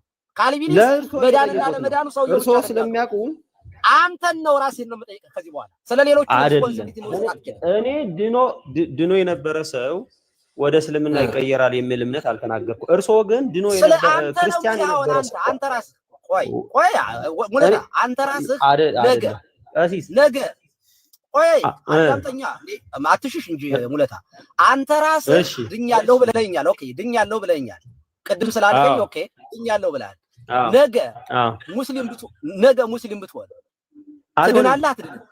አልሆንም። ሴት ብትሆን እኮ እያሉኝ ነው። አልሆንም። እኔ አሁን ወንድ ነኝ፣ ሴት አልሆንም። ነገ ሙስሊም አይደል? በቃ አልሆንም ስለማልሆን። ኦኬ ዋን ሴቭድ ኦልዌይስ ሴቭድ የሚለውን ትምህርት ትቀበላለህ? አዎ አቀበላለሁ በደንብ። ኦኬ ዋን ሴቭድ ኦልዌይስ ሴቭድ የምትል ኃጢአት ብትሰራ በኃጢአት ብትጨማለቅ ሰው ብትገድል ትድናለህ? ቆይ ኃይሉ አትግባብኝ። ትድናለህ አትድንም? ሰው ብትገድል ለምንድን ነው የምገድለው? የገደሉ ካልቪኒስቶች ላመጣልህ ይችላል በማስረጃ እኮ። ለምን እገድላለሁ ነው መጀመሪያ። ይድናሉ አይደሉ እኮ። እኔ ለምን እገድላለሁ? ተሳስተህ ሰው ይሳሳታል እኮ። ተሳስተህ በስህተት ተናደህ ተበሳጭተህ ወይንም ደግሞ ተናደህ በጦር ሜዳ ገብተህ በሆነ ነገር ሰው ብትገል ፕሊዝ ኃይሉ አትግባብኝ። ኃይሉ አትግባብኝ። ጦር ሜዳ ማልገባም አልገልም። ስለዚህ ካልቪኒስት የሆነ በሙሉ ኃጢአት አይሰራም ብለህ ነው የምታምነው? አላልኩም እኔ አላልኩም። ሰው ሁሉ ይድናል መቻልኩኝ ነው። ቀሲስ ለምን ጥያቄውን ለልጁ እንስተውና ያወራራልን። ኃይሉ አትግባ ፕሊዝ። ኃይሉ አትግባ። ኃጢአት የተጨማለቀ ኃጢአት ብትሰራ ኦኬ፣ ለአንድየው አይሰራም ካልቪኒስት የሆነ በሙሉ አይሰራም ከሆነ መልስ ነው በቃ ማስረጃ ይናገራል። በቃ ጠይቀው። እሺ ኃጢአት ብትሰራ ብለው አንዴ ኃጢአት ብትሰራ ብለው ይበሉኝና ከዛ በኋላ ልመልስልዎት። መጽሐፍ ቅዱስ ኃጢአት ሰው ክርስቲያን ቢሰራ አይዋ በቃ እሱን ብቻ ብለው ይጨርሱ። ሰው ብትገል ትልቁን ኃጢአት እንደው ሰው መግደል ሊሆን ሰው አልገልም። ለምንድን ነው ቀሲስ ሰው ብትገልም ይላል? እሱ መልስ አይሆንም ነው እኮ የምልህ። ማስረጃ እመጣልሃለሁ። እኔ አልገልም በቃ ወይ ስገል እሺ፣ በዝሙት ብትወድቅ እሺ፣ በዝሙት ብትጨማለቅ እሺ፣ መልስልኝ። እሺ ልመልስልህ። በመጀመሪያ ደረጃ መጽሐፍ ቅዱስ በተመለከተ ኃጢአት ሰው ቢያደርግ ምንድን ነው የሚለው? ልጆች ወይ ኃጢአት እንዳታረጉ እንጽፍላችኋለሁ አለ እና ማንም ኃጢአት ቢያደርግ ብሎ እርስዎ እንደሚሉት ይሞታል፣ ይጠፋል፣ ገሃነም ይወረወራል የሚል የለም። ምን አለ? ጠበቃ አለ፣ በእግዚአብሔር ዘንድ ጠበቃ አለን አለ። ስለዚህ መጀመሪያ ጥቅስ ከመጥቀስ በፊት ይኸውልህ ጥቅስ ቀሲስ በጥሩ እየመለሰ ነበር እኮ። ለምን አቋረጡት? ለጠየቁት ጥያቄ ኃጢአት ብትሰራ ምን ትሆናለህ ለሚለው ነገር እየመለሰ ነው ልጁ። እስቲ እድል ስጡትና ለምን ሶስት ደቂቃ አታረገውም? አሁን ሁሉም ያሬደው እንደ ሶስት ደቂቃ ቢደረገው እንዴት ነው? ግባና እንደዛ ይሻላል። ታይመር አድርገው። ታይመሩ ላይ አድርገው። እንዴት ነው የሚደረገው? እስቲ ንገረኝ። ቆይ እንዴት ነው ታይመሩ የሚደረገው? ላይ አንተ ነጠብጣቦች አለ 3 ነጠብጣቦች ከስር ቆይ አድሚን ልስጥህና ያሬደው። ቆይ እሱ እኮ አይደለም እኮ አሁን ኃይሉ አሁን እኮ ይኸውልህ በጣም ግልጽ የሆነ ጥያቄ እየጠየቅኩኝ ያሬደው አድሚን ሰጥቻለሁ። እስቲ እንዴት ነው የምታረገው? እስቲ አርግ እስቲ የምታረገው። እስኪ አይ ቲንክ አንተን እሱን ማድረግ ያለብን አይመስለኝም። ለሚትራይ እኔ አላቅበትም ብዙ። አንዴ ይኸውላችሁ እኛ እኮ እንጨርስ ነበረ በቀላሉ። ቀሲስ ችግሩ ምንድነው? ቀሲስ ጠይቀውት ዞር አይሉ። ልጁ ሊያስረዳ ሲሞክር ኢንተራፕት ያደርጉታል። እኔ እኮ የእሱ ደጋፊ ሆኜ አይደለም፣ የእርሶም ከሱም የምወስደዋል ሀሳብ አለ። አይደለም ትገባለህ አንተ። ይኸውልህ በመጀመሪያ ሰው በኃጢአት ምክንያት ልጅነቱን ወይንም ደግሞ የእግዚአብሔር መንግስት አያጣም ብለህ ስለምታምን አንተን የሚደግፍ ነገር ሲኖር ኢንተራፕት ታደርጋለህ። እኔ በጽድቅ ያልዳንኩ በኃጢአት ያልጠፋም። እኔም በተመለከተ እኮ ለዚያ ነው አንድ አቋም ነው ያላችሁ። አንተ ዝም በላ እዚህ ላይ እኔም ተውኝ። እኔ በጽድቅ ያልዳንኩ በኃጢአት ያልጠፋም። ኃጢአት ደግሞ ሁሌም ሰራለሁ። ኃጢአት ከነጻ ሆኜ አላውቅም። እኔም እንደ ማንኛውም ሰው ሳሳታለሁ፣ እሳደባለሁ፣ ንስሐም ገባለሁ። ንስሐ ስገባ ለመዳን አይደለም ከስተቴ ለመመለስ ነው። የማይሰራው ኃጢአት ትሰራለህ አትሰራም አይደለም። ይኸውልህ እሱ ለምንድን ስለመግደል ሄዱ? ስለመዋሸት ለምን አላነሱም? መግደል ጋር ለምን ሮጦ ሄዱ? ለምንድን ነው ስለማማት ምናምን? የኃጢአት ትልቅና ትንሽ የለውም እናውቃለን። ለምንድን ነው ስለመግደል ጋር ሄዱ? አይ ኃይሉ ልታስመልጠው በጣም እየጣርክ ነው አይደለም። ሁለታ ለራሱ አያንስም። ኖ አይውጡም። ቀስስ ቆዩ ያሬድ በቃ ይኸውልህ ከ54 ነው ኃይልዬ ቀሲስን ከ60 እስከሚሆን ከ3 ደቂቃ 4 ደቂቃ 6 ደቂቃ እናድርገው። 3 ደቂቃ ሰው እንዳይሰለቸን 3 ሰዓት ጋሽ ያቆማሉ። መምህር ይቀጥሉ። በደንብ አዳምጠኝ ሙለታ። እኔ 3 ደቂቃ ማለት ነው የምወስደው። ጥያቄ ነው ያለኝ። አይደለም ቀሲስ ሰዓቶትን ተጠቀሙበት ፕሊዝ፣ ተጠቀሙበት። ይደለም አትግባብኛ። አንዴ አልገባም። እኔ አልገባም። አንድ ዋን ሴቭድ ኦልዌይስ ሴቭድ ማለት አንድ ሰው ከዳነ በኋላ ምንም ነገር ቢያደርግ ማን ይከላቸው? አይ መልሷቸው አይልኝ። የሆነ አድሚን አውጥታችሁ ከሆነ በእንደዚህ አይነት አሪፍ ጊዜ ሰዓት ተይዞ እያወራን እያለን ራሳቸው ይሆናል የወጡት። ቆይ ራሳቸው ቀሲስ ልከዋል አስገብታችኋል። ሰው ላይ አስወጣኝ ባይዘው ለምን እንደሆነ አላውቅም። ባይዘው እኔ ኃይሉን በጣም የምወደው ምስኪን አደራችሁ እንዳታወሩ። አይ በስተት ይሆናል ቀሲስዬ፣ በስተት ነው እንጂ የሚሆነው ይሄን የመሰለ ዲስካሽን አይደለም። አሉ ከታች ጽንፈኞች እና ኦኬ የሚሳደቡ እንኳን አያቸዋለሁ። እና ለማንኛውም ይኸውላችሁ አደገኛ ትምህርት ማለት ቆይ አንዳንዱን ብሎክ ማድረግ አለብኝ። ግድ የለም ይሄው ብሎክ ተደረክ ባለጌው በቃ የሚሳደቡ በጣም ብዙ አሉ ከታች። ይሄው ግድ የለም ብሎክ አድርጌዋለሁ። አንዱ ለምሳሌ ብልግና ነው፣ በጣም ይሄ ነውር ነው። ለምን ነው ሳደውት ብሎክ ነው ያደረኩት? ሚውት እንኳን አይደለም ያደረኩት። እኔ ግን ወዳቸዋለሁ ባይዘው። እኔ ለማንኛውም ሰው ጥላቻ የለኝም ባይዘው። ታንክ ዩ እና ልጨርስሽ። አደገኛ ትምህርት ማለት በጣም አደገኛ የፕሮቴስታንት አስተምሮ ትልቁ አደገኛ ትምህርት አንዴ ድነሃል፣ ከዳንክ በኋላ በኃጢአት ምክንያት የሚታጣ ምንም ነገር የለም ብሎ የሚያምን አደገኛ ዋን ሴቭድ ኦልዌይስ ሴቭድ የሚል ትምህርት ነው። ይሄ ዓለሙን ያበላሽ። በሌላ አነጋገር ባይዘው ግብረ ሰዶማዊም ብትሆን ደህንነትን አታጣም፣ ኦሬዲ አንዴ ድነሃል የሚል አደገኛ ትምህርት ነው። ለዚያ ነው እኔ ስለማውቀው ቴዎሎጂያችሁን ስለማውቅ ነው የምጠይቀው። እኔ አሁን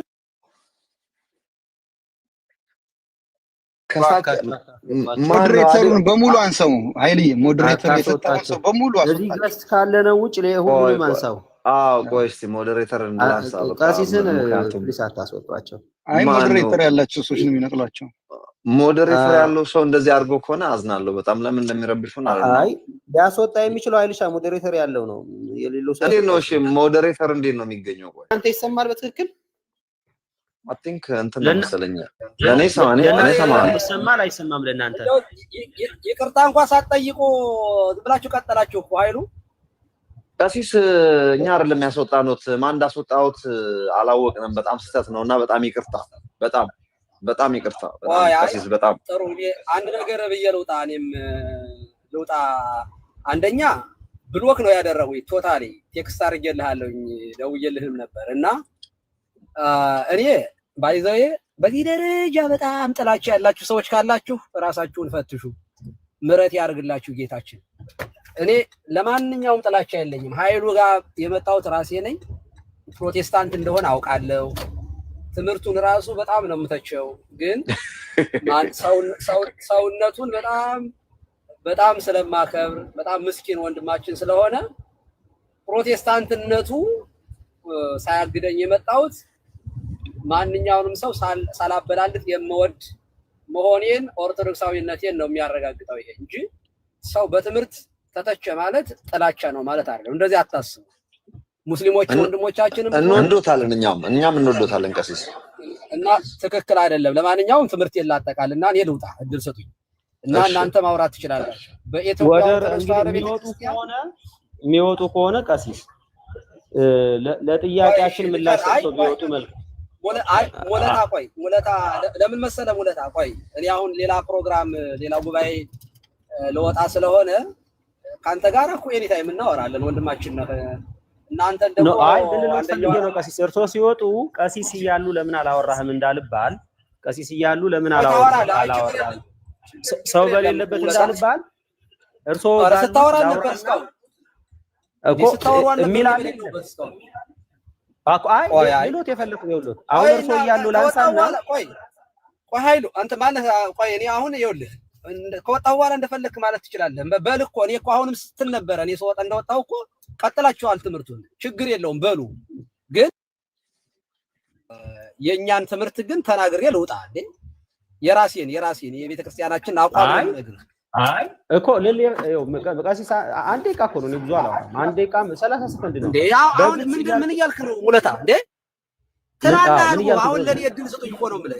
የኔን እድል ነው የምጠቀመው። አንተ እኮ አሁን እኮ እንትን ካላልክ አልሰጥህም አይነት ተጠቀሙ። 3 ደቂቃ ተጠቀሙና ከዛ ሙለታ ነው። አይ ጥያቄን እንዲመልሱ ነው ተቀጥሉ። 3 ደቂቃ እሺ፣ ሙለታ የፈለጋቸውን ይበሉ። ከዛ በኋላ አንተ ታስረዳናለህ። እሺ ጎሄድ ቀጥሉ።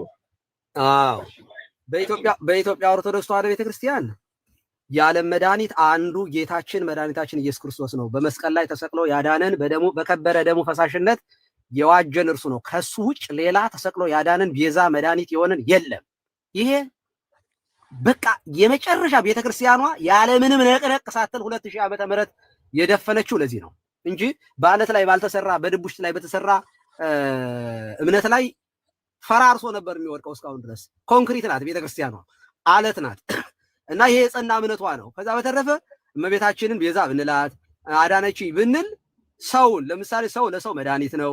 ዶክተር ገሌ አዳነኝ እንደሚባለው የሆነ ሰው ታሞ ቢደርስለት እሱ በነፍስ የደረሰ ይባላል እኮ። ይሄ ቋንቋ ነው፣ አማርኛ ነው። እመቤታችን ቅዱሳንን ይጸልያሉ ያማልዳሉ ብለን እናምናለን። መጽሐፍ ቅዱሳዊ ነው። አንዱ ለአንዱ ይጸልያለን። ቅዱስ ያዕቆብ ነው። ቅዱስ ጳውሎስ ጸልዩልኝ ያለው ራሱ ጳውሎስ ነው። ስለዚህ ክርስቲያኖች በገነት ያሉ ነፍሳት በምድር ያለን በክርስቶስ አንድ አካል ስለሆን አካል ለአካል ይተሳሰባል። ሐዋርያ ቅዱስ ጳውሎስ በአንደኛ ቆሮንቶስ ምዕራፍ 12 ቁጥር 26 ላይ አንዱ ብልት ሲታመም ሌላው ብልት በሙሉ ይቆስላል ይታመማል ብሏል። ስለዚህ የኛ ህመም ቅዱሳንን ያማቸዋል ብለን እናምናለን። እኛም ስለነሱ እናስባለን፣ እነሱም ስለኛ ያስባሉ። ለምን? በክርስቶስ አንድ አካል ነን። አካሉ ቀኝ እጁ ሲታመም ግራ እጁ የማይታመም የለም። ስለዚህ ክርስቶስ ብቻ ነው የዓለም ቤዛችን። ይልቁንስ እነ ሙለታ ምን ብለው ያምናሉ? ክርስቶስ ኢየሱስ ክርስቶስ የዓለም ቤዛ ነው ብለው ያምኑ። ለምን? አንደኛ ፕሪዴስቲኔሽን ወይንም ደግሞ ይህን ውስን ቤዛዎትንም የተመረጡ ሰዎች አሉ። እግዚአብሔር አስቀድሞ የመረጣቸው አላችሁ። ለነሱ ስፔሲፊክሊ አስቀድሞ ለመረጣቸው ብቻ ነው የሞተው እንጂ ክርስቶስ የዓለም መድኃኒት አይደለም ብለው ነው የሚያምኑት፣ ካልቪኒስቶች ማለት ነው። ስለዚህ ሙለታ ራሱ ይዳን አይዳን አያውቀው። ምክንያቱም ነገ ጴንጤ ቢሆን መጀመሪያ አልዳነክም ነበር ተብሎ ነው የሚባረረው።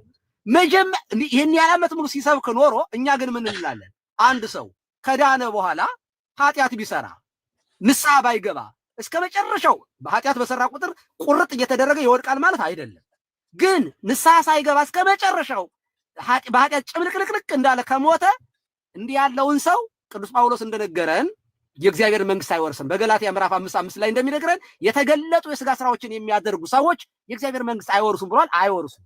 ስለዚህ እንደዚህ ያለ ትምህርት ባለፈው አንዱ ሲከራከር የነበረ አንዴ ከዳንኩ በኋላ ዋን ሴቭድ ኦልዌይስ ሴቭድ እንደፈለከው በተጨማለቅ ድነትህን አታጣም አለና ሲከራከር የቀረው በኋላ እዚሁ ቲክቶክ ላይ ወድቆ ሲንከባለል አየሁት ማለት ነው። ሲያለቅስ ኃጢአት አይሰራም ብላህ ነበረ። የዳነ ሰው ኃጢአት አይሰራም አለኝ። ራሱ ኃጢአት ሰርቶ ግን አሳየኝ ፊቴ ላይ ማለት ነው። ይሄ ነው በቃ ይሄ ፎልስ የሆነ ትምህርት ነው ለመናገር የስተት ትምህርት ነው። ስለዚህ ዋን ሴቭድ ኦልዌይስ ሴቭድ ገደል ገባች። አንድ የዳነ ሰው ድነቱን አያጣም ካለ በኋላ ኃጢአት አይሰራም የዳነ ሰው እንዴት ኃጢአት ይሰራል አለ። ስንት ሙስሊም የሆነ ፓጋን የሆነ ኦንሊ ጂሰስ የሆነ ፕሮቴስታንት ስንት ነው? ዋን ሴቭድ ኦልዌይስ ሴቭድ ተብሎ ማለት ነው። እና እነዚህ ሰዓቱን እየጨረሱ ነው። ሰዓቱን እየጨረሱ ነው። አንድ ደቂቃ ቀርቶኛል። ስለዚህ በካልቪኒስት ትምህርት አንዴ ከዳነ ወይም በዋን ሴቭድ ኦልዌይስ ሴቭድ የሚያምኑ ሰዎች አንዴ ድኗል በጌታ ሙስሊምም ቢሆን ይድናል። ምክንያቱም አንዴ የዳነ ሁሌ ድኗል።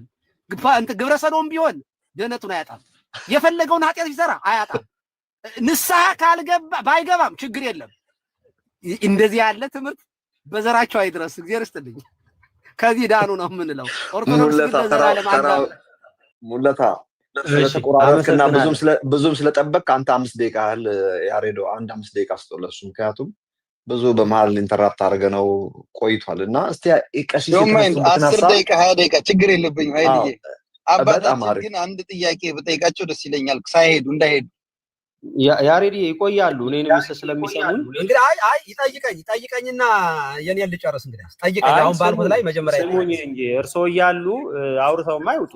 ያ አንደኛ ያለ ማስረጃ ነው ያወሩት። አይ በማስረጃ ባይዙ ቲክቶክ ማስረጃ እስኪ ግብረ ሰዶም ብትሆን ትላለህ ችግር የለውም የሚል እስኪ ካልቪኒስት አንድ ማስረጃ ያምጡ።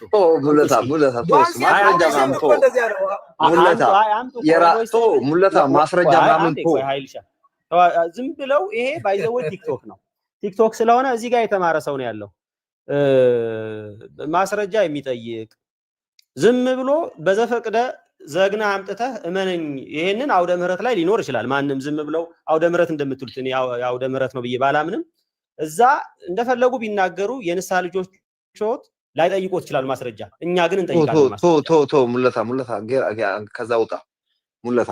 ኦኬ ሻይ ማስረጃ ዝም ብሎ ማውራት ጥሩ አይደለም። ኖ አይልዬ ስንማማር የሚጠቅመንን ነገር ለምን 400-500 ሰው ቁጭ ብሎ እየሰማ ስለሆነ የሚያንስ ነገር እንጂ ይሰዳዱማ ሌላ ቤቶች አሉ ወንድም አለ። እሺ አይ ስድብ አይደለም በርግጥ እኔ ማስረጃ ያቅርቡ ማለት ነው። ኤኒዌይስ ስድብ የነበረው እንዲሁም ያሬድ ፍትሃዊ ሰው ብትሆን ግብረ ሰዶም ይጸድቃል ትላላችሁ እንትን ትላላችሁ ተብሎ በቤተ እምነት ደረጃ ሲኮነን የውሸት ክስ ሲከሰስ ያኔ ነበር ማስቆምና እኔ ማስረጃ ላቀርብ። አንተ ራስህ እኮ እየተነገርከኝ ነው። አንተ ራስህ ማስረጃ አንድ የዳነ ሰው ኃጢአት ቢሰራም ደህንነቱን አያጣም ብለህ እኮ ነው የምታምነው እንዴ? ግብረ ሰዶም ብትሆን በኃጢአት ይጨማለቅ ችግር የለውም፣ ቢጨማለቅም ይቀጥል። ታዲያ ግብረ ሰዶም ኃጢአት አይደለም እንዴ? ኃጢአት ቢሰራም ደህንነቱን አንድ የዳነ ሰው አያጣም ካልክ እኮ ስለኛ እምነት እኛ እናውራ ችግር የለውም። ምን አይደለማ ለምን የተሳሳትኩ አታስመስለዋ? እንግዲህ ወይ ተሳስተዋል። በደንብ ነው የተሳሳቱት። እንደፈለክ ኃጢአቱን ኃጢአቱን ቢሰራም ደህንነቱን ያጣል ካልከኝ እኔ ላውራ ቀሲስ ቆይ እስቲ አንተም ቀሲስን ጥያቄ አቁምና ማስረጃ ምናምን የሚለውን አንፈልግም። እኛ የምታምነው ነው ያስተማር። ቆይ ቀሲስ እሺ ፕሊዝ አሁን ልንማማር ያሬድ እንዳለው እዚህ ጋር 500 ምናምን ሰው ስራ ፈቶ አይደለም እነዚህ ሰዎች ከነሱ ምን እንማራለን ብሎ ነው ቁጭ ያለውና እርሶ መናገር ያሉትን ተናግሯል።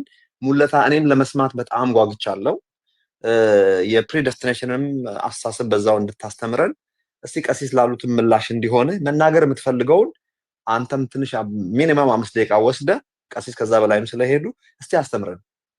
አልቃን ገባ ሁላችሁም የትና በመጀመሪያ ደረጃ እኛ እያልን ያለነው እኛ ክርስቲያኖች ሰዎችን ሁሉ የሚያድን የእግዚአብሔር ጸጋ ተገልጧል ብለን እናምናለን። ይሄንን ደግሞ በቲቶ ምዕራፍ 2 ቁጥር 11 መሰረት ማለት ነው። ከዛ ቁጥር 12 ላይ ቀጥሎ የሚለው ነገር አለ። ይህም ጸጋ ብሎ ኃጢአተኝነትና ዓለማዊ ምኞትን የሚያስክድ የተባረከው ተስፋችን የታላቁ አምላካችንን የጌታችን ኢየሱስ ክርስቶስ ክብር መገለጥ እየተጠባበቅን ራሳችን በመግዛት በጽድቅ እግዚአብሔር በመምሰል እንድንኖር ያስተምራል። ስለዚህ እኛ ምናምነው ጸጋው ሰዎችን ያድናል። ጸጋው ደግሞ ሰዎችን ኃጢአትና ዓለማዊ ምኞትን ክደው ራሳቸው እየገዙ በጽድቅ እግዚአብሔርን እየመሰሉ ክርስቶስ ኢየሱስን የተባረከው ተስፋቸውን ክርስቶስ ኢየሱስ እንዲጠብቁ ያደርጋቸዋል ብለን እናምናለን። ስለዚህ የዳነ ሰው በክርስቶስ ኢየሱስ የዳነ ሰው ኃጢአትን እንደፈለኩ እየተጨማለኩ ችግር የለው አንዴ ስለዳንኩ አልጠፋም እያለ እየተጨማለቀ ይኖራል የሚባል ነገር ትክክል አይደለም። በመሰረቱ የትኛው ነው በኢትዮጵያ ውስጥ በክርስቶስ ኢየሱስ አምናለሁ የሚል ክርስቲያን ወንጌላዊ አማኝ ነው ወይስ ደግሞ በክርስቶስ ኢየሱስ ብቻ አይደለም መዳን ብሎ የሚያምነው ነው የሚሰክረው የሚዘሙተው ኃጢአት እንደፈለገ የሚያደርገው የሚለው? እሱን ምንም ጥናት ሪሰርች ራሱ አያስፈልገውም። ባይዘው ጥናት ራሱ አይጠይቅም ይሄንን ለማወቅ ማለት ነው። ማህበረሰቡን ዘወር ብሎ መቃኘት ነው ዙሪያችንን ማለት ነው። ስለዚህ ጴንጤው ማህበረሰቡ ሲጠጣ ሲሰክር ሲጨፍር ችግር የለውም አንዴ ክርስቶስ ሙቶልኛል የዘላለም ሕይወት አግኝቻለሁ ከዚህ በኋላ ስለማልጠፋ እያለ በየዳንኪራና በየመሸታ ቤቱ በየጭፈራ ቤቱ አያድርም። ስለዚህ ይሄንን ብናደርግ ነበር የምንጠይቀው። ድነናል እያላችሁ ግን ጭፈራ ቤት ነው የምታድሩት፣ ድነናል እያላችሁ በየዝሙቱ ነው የምታድሩት ብላችሁ የምትጠይቁት የነበራችሁ ይሄንን ብናደርግ ነበረ። ይሄንን ግን ስካር እንኳን ስካር መጠጥን ባለፈበት እንዳናልፍ በዛ መንገድ እኛ የአንዲት ሚስት ባል ይሄ ለቄስ ብቻ የተሰራ ሳይሆን ማንኛውም አማኝ በዚህ መንገድ የምንኖር ሰዎች ነን ወንጌላውያን አማኞች። ስለዚህ ኤኒዌይስ ይሄንን ካልኩኝ ዘንዳ እግዚአብሔር ሰዎችን አድኗል፣ የዘላለም ሕይወት ሰጥቷል። የዘላለም ሕይወት የሰጠው ኃጢአት ሲሰሩ ከዛ ምን እያደረገ ከልጅነት እየሰረዘ ደግሞ ንስሐ ሲገቡ እየመዘገበ እንደዚህ አይነት ጫወታ በእግዚአብሔር ዘንድ የለም። ስለዚህ ኃጢአት ሰው ሊያደርግ ይችላል። አዎ ክርስቲያኑ ሊያደርግ ይችላል። ኃጢአት ሊያደርግ ይችላል ማለት ሊሳሳት ይችላል እንጂ እየሳተ እንደዚህ እያለ ይኖራል የሚል መጽሐፍ ቅዱስ ውስጥ የለንም። ይሄንን በደንብ እናወራለን ማለት ነው።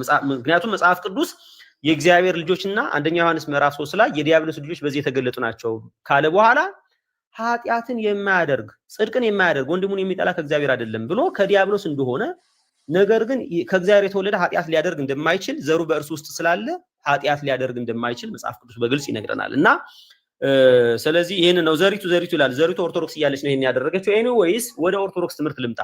ይሄንን የኛ ትምህርት ነው። ወደ ኦርቶዶክስ ትምህርት ስመጣ ግን በግልጽ ምንድነው እያልን ያለ ነው? ሰው በማርያም ስም አምኖ የዘላለም ሕይወት ያገኛል ብለው ያምናሉ። ገልጬ ነው ማሳየው አውጥቼ ማለት ነው። ማርያም ለኃጢአተኞች ሙታለች፣ በሲኦል ላሉ ኃጢአተኞች ሙታ ወደ ገነት አሻግራለች። ባይዘወይ በሲኦል የነበሩ ሰዎችን ከሲኦል ወደ ገነት በሞቷ በኩል ባይዘወይ ሙታ ማለት ነው። ሙታ ከሲኦል ወደ ገነት አሻግራለች ተብሎ ይታመናል። የማርያምን የጸሎት መጽሐፍ ብትጽፍ ወይም ብታጽፍ፣ ብታነብ ወይም ብታስነብብ፣ ብትደጉስ ወይም ብታስደጉስ የዘላለም ሕይወት ታገኛለህ፣ በሕይወት መጽሐፍ ትጻፋለህ ብለው ያምናሉ። ስለዚህ የማርያምን ተአምሩን ወይም መጽሐፏን ኢቭን ሰኔ ጎልጎታም ቢሆን የትኛውም ተአምረ ማርያም፣ ራእየ ማርያም፣ አርጋኖ ወሬቨር የትኛውም የማርያምን መጽሐፍ በተመለከተ ብትሰማ፣ ብታሰማ፣ ብታነብ፣ ብታስነብብ፣ ብትጽፍ፣ ብታጽፍ ገልጬ አሳያለሁ። ውሸት እያሉ ነው። ገልጬ አሳያለሁ። ገልጬ በማስረጃ ማሳይ ይችላል። ስለዚህ ምን እያልኩ ነው? መጽሐፏን ያጻፈ የዘላለም ሕይወት በሕይወት መጽሐፍ እንደሚጻፍ ቃል ኪዳን እንደተገባላት አድርገው ይናገራሉ። ከየት አመጣኸው ሙለታ ብትለኝ ይኸው ማስረጃ። ያለ ማስረጃ እናወራ። ሙታ እንዳዳነችን በማስረጃ አመጣለሁ። ይኸው ማስረጃ ወገኖቼ፣ ያለ ማስረጃ አናወራም። ኦኬ ይታያል አይደለ? እዚህ ጋር ኃይሉ በትልቁ ትልቅ ነኝ አይደል? ይታያል አይደል? መጽሐፉ ምንድነው? አይዋ መጽሐፉን ላሳይ መጀመሪያ። አይዋ ምን ማለት ነው? ባይዘው አይዋ ምን ማለት ነው? ይኸው መዝገበ ጸሎት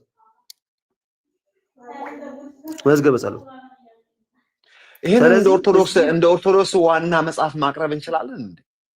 ገርላትን እንዴ ቤተክርስቲያን እኮ አሁን አሁን ቀሲስን ተውና እኔና አንተ ነን እዚህ ጋር ላስቆም የምፈልገው እንደነዚህ አይነት መጽሐፍቶችን ማላቅርብ ካልክ ገርለ ክርስቶስ ሰምራ ምናምን ስንት ጉድ የምታገኝበት ነው።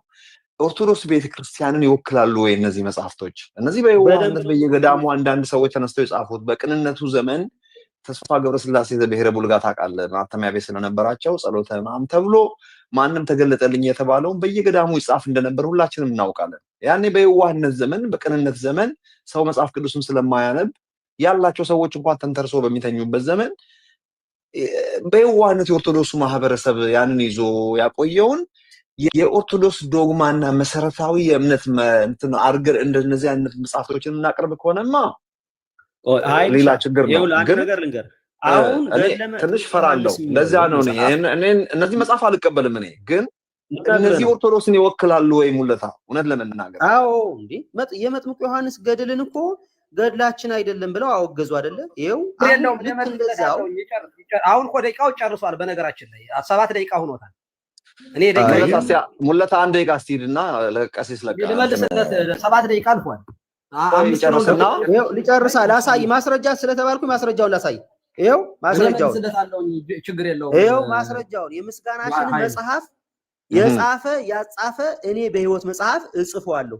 ይሄው የምስጋናሽን መጽሐፍ ማርያም የምትመሰገንበት ምን ያለ ያጻፈ እኔ በሕይወት እዚህ ጋር ሙለታ አንተን መቋቋሚያ አይደለም። እዚህ ጋር እኔ አሁን እንደዚህ አይነት መጽሐፍቶች እንድታመጣም እኔ እውነቴን ነው የማይጠቅም ነገር አናውራ። እዚህ ጋር ወደ መጽሐፍ ቅዱስም እንመለስ ፕሊዝ። ወደ እነዚህ መጽሐፍት ከወረድንማ ወደ ገድላትና ድርሳናት ከሄድን ማለቂያ የሌለው ነገር ላይ ልንሄድ ነው። ግን ቤዚክ የሆነ መጽሐፍ ቅዱሳዊ ነገር እናውራ እንጂ ወደዚህ መጽሐፍ ከመጣን በመጽሐፍ ቅዱስ ብቻ የማወራው በመጽሐፍ ቅዱስ ብቻ የሚያምን ሰው ነው። በመጽሐፍ ቅዱስ ብቻ የማያምን ይሄን ባይዘወይ ከመጽሐፍ ቅዱስ በላይ የሚታወቁት አንድ ኦርቶዶክሳዊ መጽሐፍ ቅዱስ ስጠኝ ብትለው የሚሰጥህ ውዳሴ ማርያምና መዝገበ ጸሎት ነው። መጽሐፍ ቅዱስ አለኝ ብሎ አይደለም ትራዲሽን ላይ ፎከስ የሚያደርጉ ሰዎች ናቸው። እኔ እነዚህ አይነት ሰዎችማ ሌላ ታሪክ ነው። ይሄ እኮ በየዋህነት የተበላሸ ነገር ነው። ሙለታዬ እዚህ ጋር ቆመን ኦርቶዶክስን ለመውቀስ አልችልም። ኦርቶዶክስ መጨለን የመርሳት ተስቆት ግድ የለም ኃይሉሻ ግድ የለም። እኔ መልሰዋል። እሺ ቀሲስ የእርሶ ፋንታ ነው። እሺ ግድ የለም ቀጥሉ እስቲ። በጣም ጥሩ። እኔ ወደ ልመልስለት። እሺ ለኔ ስንት ደቂቃ ነው? እኔ በደቂቃ ነው የማወራው። ስንት ደቂቃ ነው የሰጣችሁኝ? 5 ደቂቃ አሁን ከ24 ነው። ከ5 ደቂቃ ከሰጣችሁኝ ከ29 ላይ አቆማለሁ። እሺ ቀጥሉና ቀጥሎ እኔ ጥያቄ ጠይቆታለሁ። ይፈቅዱልኛል? ጥያቄ ጠይቆታለሁ። በቅንነት ነው መጠይቆት፣ ይመልሱልኛል አደራ። እሺ ዋንስ የብድ ኦልዌይስ የብድ የሚሉትም ሆነ በነገራችን ላይ በደንብ ስሙኝ። ኃጢአት ብትሰሩም ሲጀመር አለ ወንድማችን የዳነ ሰው ኃጢአት አይሰራም። አይገርምም? አይገርማችሁም? እንደዚህ ብለው ምን ቢያቆሙን ኃጢአትን ለማን ብቻ ሰጠ? ለኦርቶዶክሳውያን የምንጠጣ የምንዘፍን ዘፋኝ ፕሮቴስታንት እንዳለ ረስቶ ማለት ነው። እገሌ ገሌ ልልለት ይችላል እዚህ ውስጥ ማለት ነው። የሚከራከሩ ሁሉ ዘፈን ኃጢአት አይደለም ብለው የሚከራከሩ የነ ሙለታ ወንድሞች አሉ። ሁለተኛ ዝሙትንም ለኛ ልታከፋፍል ሞክራል።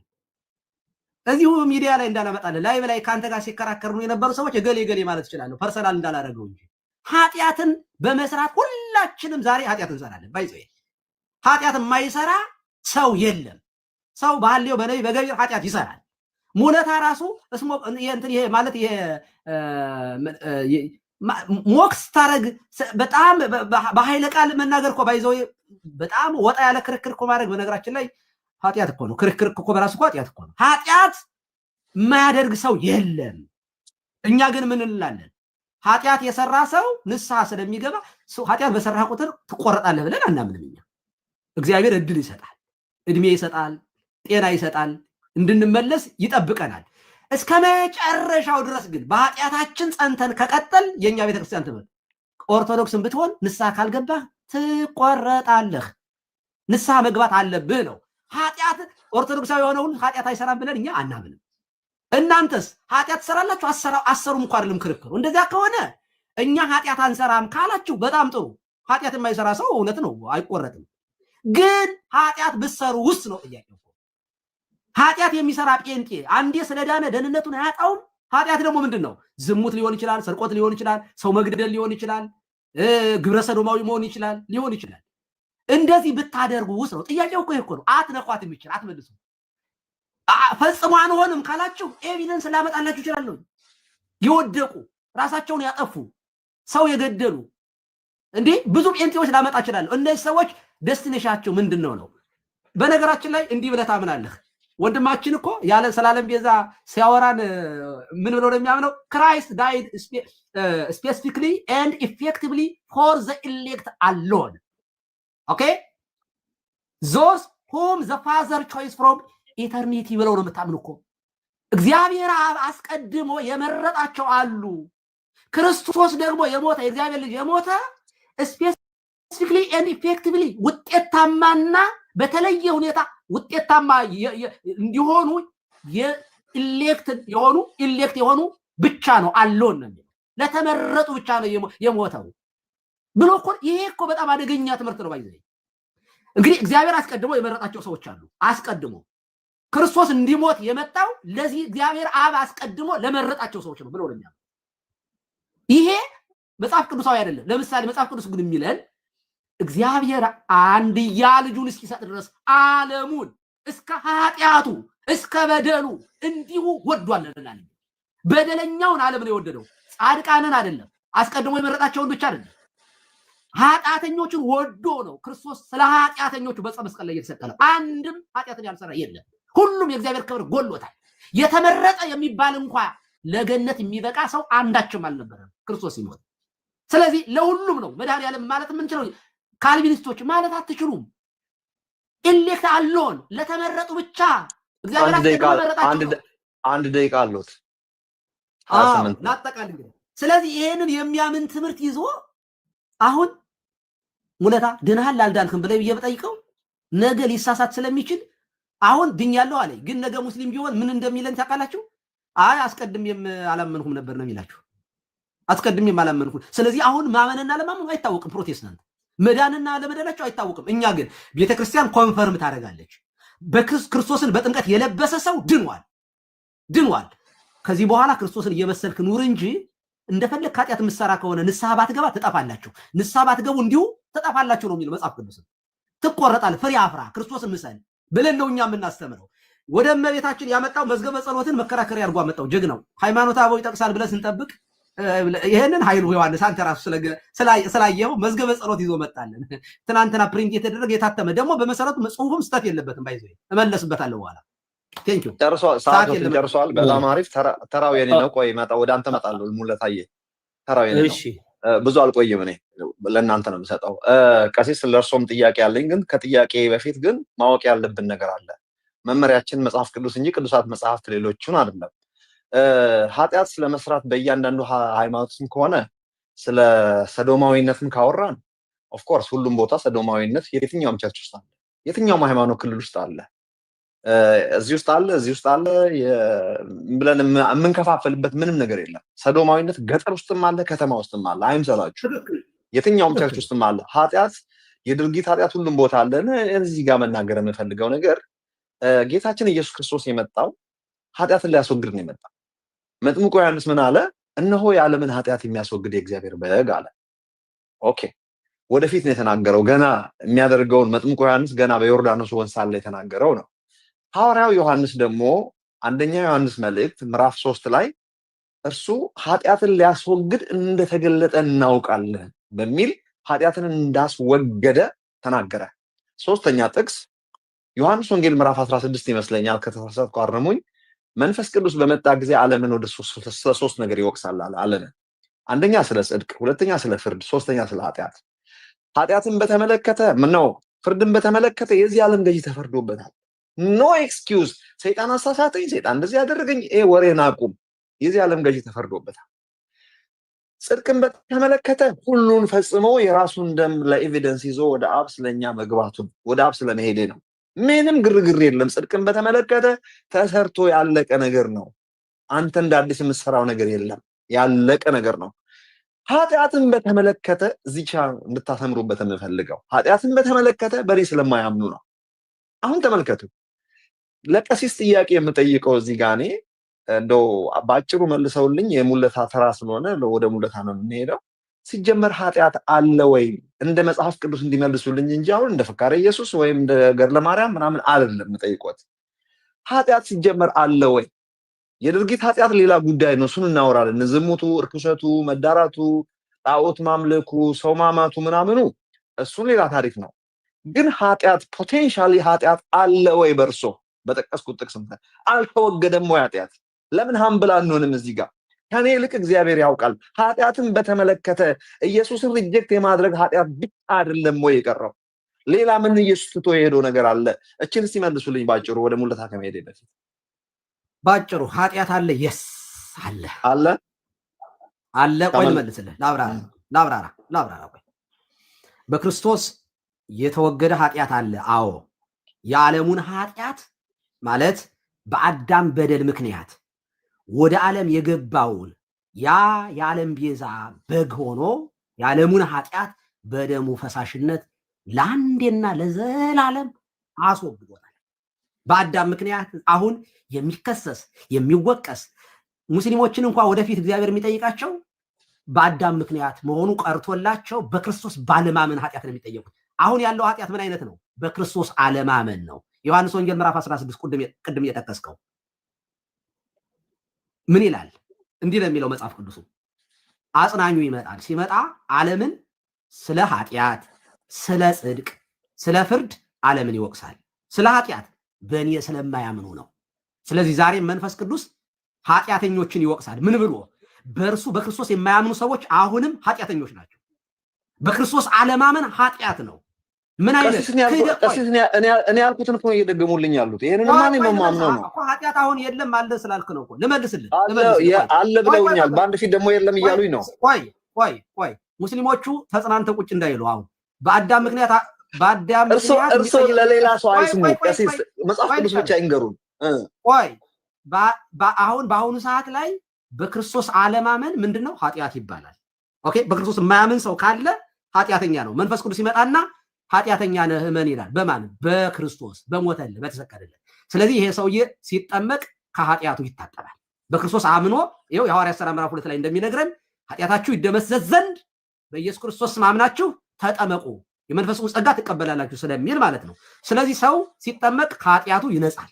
በክርስቶስ አምኖ ሲጠመቅ ማለት ነው። አለማመን ኃጢአት አለ አሁንም ነው። ስለዚህ ያላመነ ሰው አሁንም ኃጢአተኛ ነው። ኃጢአት የምንለው ግን እሱም ብቻ አይደለም ኃይሉሻ። ያመነ ሰው ክርስቶስን እየመሰለ ቴዎሲስ የሚባል ነገር እግዚአብሔርን የመምሰል ህይወት መኖር አለበት። ክርስቶስን መምሰል መቻል አለብህ በህይወትህ። ይሄ መቀደስ መንጻት የሚባሉት ነገሮች በእናንተም እኮ አሉ።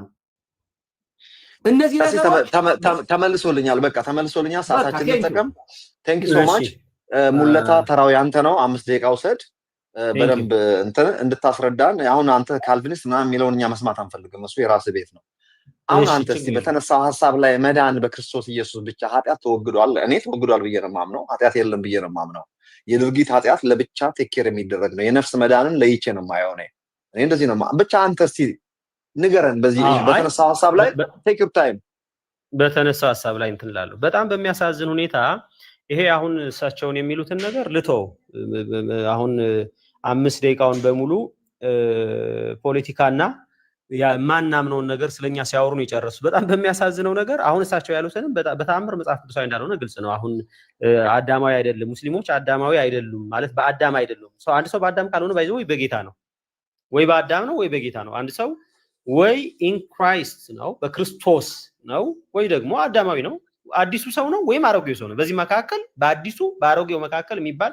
የለም ሰው አዲሱም አይደለም አሮጌውም አይደለም የሚባል ነገር የለም ባይዘው ወይ አንድ ሰው አዲሱ ሰው ነው ካልሆነስ አሮጌው ሰው ነው አሮጌው ሰው ማለት አዳማዊ ነው ወይ በክርስቶስ ነው ወይ በአዳም ነው አለቀ ወይ ፍጥረታዊ ነው ወይ ደግሞ በጌታ ነው በቃ ክርስቲያን ነው ስለዚህ ከዚህ ያለፈ ነገር መጽሐፍ ቅዱስ ውስጥ የለም እሳቸው ግን በአዳምም አይደሉም በክርስቶስም አይደሉም አሉ አዳማውያንም አይደሉም ማለት በቃ በአዳም በኩል የሚመጣው ምንም አይነት በቃ በአዳም በኩል የሚጠይቁት አሉ እንተው እሱ ኤኒዌይስ ግን በጣም በሚያሳዝን ሁኔታ ስለ ቤተ እምነታቸው ዲፌንድ ማድረግ ሲጠበቅባቸው በርግጥ እንዴት አድርገው ሊመልሱ ይችላሉ ምንም ሊመልሱ እንደማይችሉ ግልጽ ነው ሲጠበቅባቸው የውሸት ክስ እኛን ሲከሱን ነበር እውነት ለመናገር ማለት ነው እኛ ያላልነውን ማናደርገውን ማንለውን ነገር ማለት ነው እኔ አሁንም ጥያቄ ሰው በክርስቶስ ኢየሱስ በኩል ከሲኦል ሆኖ ማለት ነው ኃጢአት ሰርቶ ሲኦል ገብቶ ወደ ገነት እንኳን በሲኦል ተው በምድር ላይ ሆኖ እንኳን አሁን እየተከራከርንበት ያለ ነው እሱ ነው ሰው ኃጢአት ከሰራ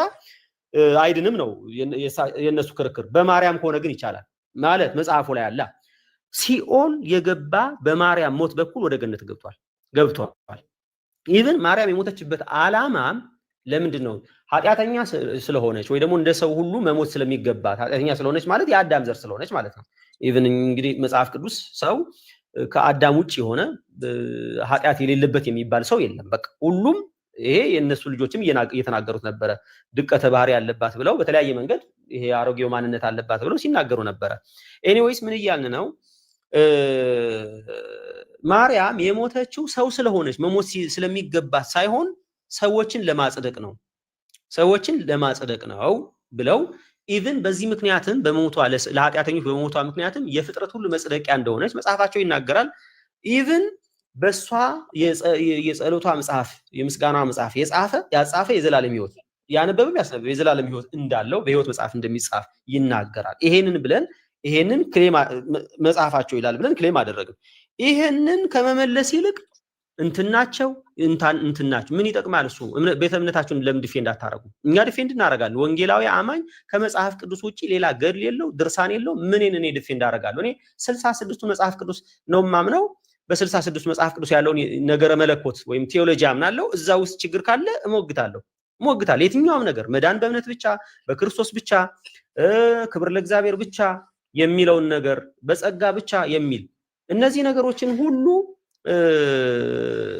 ሞግታለሁ በዚህ ጉዳይ በእኔ ቴዎሎጂ ሰው ማንም ሰው ተነስቶ ትክክል አይደለም ብሎ ቢለኝ አንተም እኮ ዩቲዩብ ፋላሲ ይባላል ባይዘው አንተም ስተት ነህ እኔም ስተት አንድ እኩል ማለት ነው እኔ ብቻ ሳይሆን ስተት ይሆንኩት አንተም እኮ ስተት ነህ የኔ ስተት መሆን እኔ ስተት አይደለሁም በርግጥ የኔ ስተት መሆን እናንተ ልክ ያረጋችኋል ወይ ነው ጥያቄው ለምሳሌ እኔ አንድ ሰው በጌታ በኢየሱስ ክርስቶስ ከዳነ በኋላ ኃጢአት በሰራ ቁጥር እግዚአብሔር እየሰረዘው እኛ ማንልም ብለዋል እንግዲህ ምን እንደሚሉ በኋላ ይነግሩናል እየሰረዘ አንዴ ከልጅነት ያባረረው መልሶ ልጅ ያደረገው እግዚአብሔር አይደለም እንደዚህ አይነት ጫወታ የለም በሕይወት መጽሐፍ እየጻፈ እየደመሰሰ እንደዚህ አይነት ጫወታ የለም ነው ብለን ይያልን ያለ ነው ስለዚህ በግልጽ ጉዳይ እሺ ይሄ እንኳን ስተት ቢሆን ባይዘው ለምሳሌ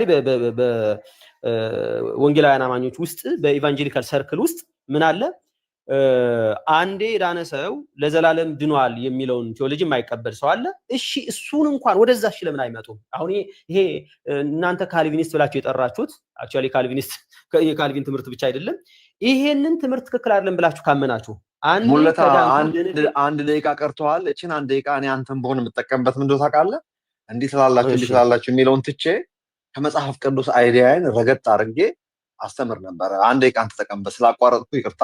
አንድ ደቂቃ አለ ግን ችግር የለውም። ኦኬ ኤኒዌይስ ዞሮ ዞሮ ምንድነው እያልን ያለ ነው እኛ የወንጌላውያን ቤተ እምነታችን ምንድነው? ሰው ያዳንን በቅዱስ አጠራሩ የጠራን እግዚአብሔር ነው። ይህም እንደራሱ ሐሳብና ጸጋ መጠን እንጂ እንደ ስራችን መጠን አይደለም ተብሎ በግልጽ ተነግሯል። ይሄ ቃል ብቻ በሁለተኛ ጢሞቴዎስ ምዕራፍ 1 ቁጥር 9 ያለውን ብዙ ነገር ነው የሚያፈርሰው ማለት ነው። ያዳንን እግዚአብሔር ነው፣ ሌላ ቅዱሳን ምናምን አማላጅ መላእክት ምናምን የሚል አይደለም። ኢቭን በእነሱ መጽሐፍ ባይዘወይ ክርስቶስን ብትክድ እግዚአብሔርን ብትክድ ትገባለህ የሚል አለ። እሱንም በማስረጃ አቀርባለሁ። መጽሐፍ ቅዱሱ ግን እግዚአብሔርን ያዳንን አለ። እግዚአብሔር ለምንድን ያዳንን? ስለወደደን፣ በቃ ስላፈቀረን እግዚአብሔር አዳንን። እግዚአብሔር አድኖናል በእምነት በኩል በጸጋው በእምነት አድኖናል። ያ እግዚአብሔር አዳንን በነፃ ነው። እሱን ደግሞ በእምነት እጅ በኩል ተቀብለናል። እኛ ድነናል። አንዴ የእግዚአብሔር ልጆች ሆነናል።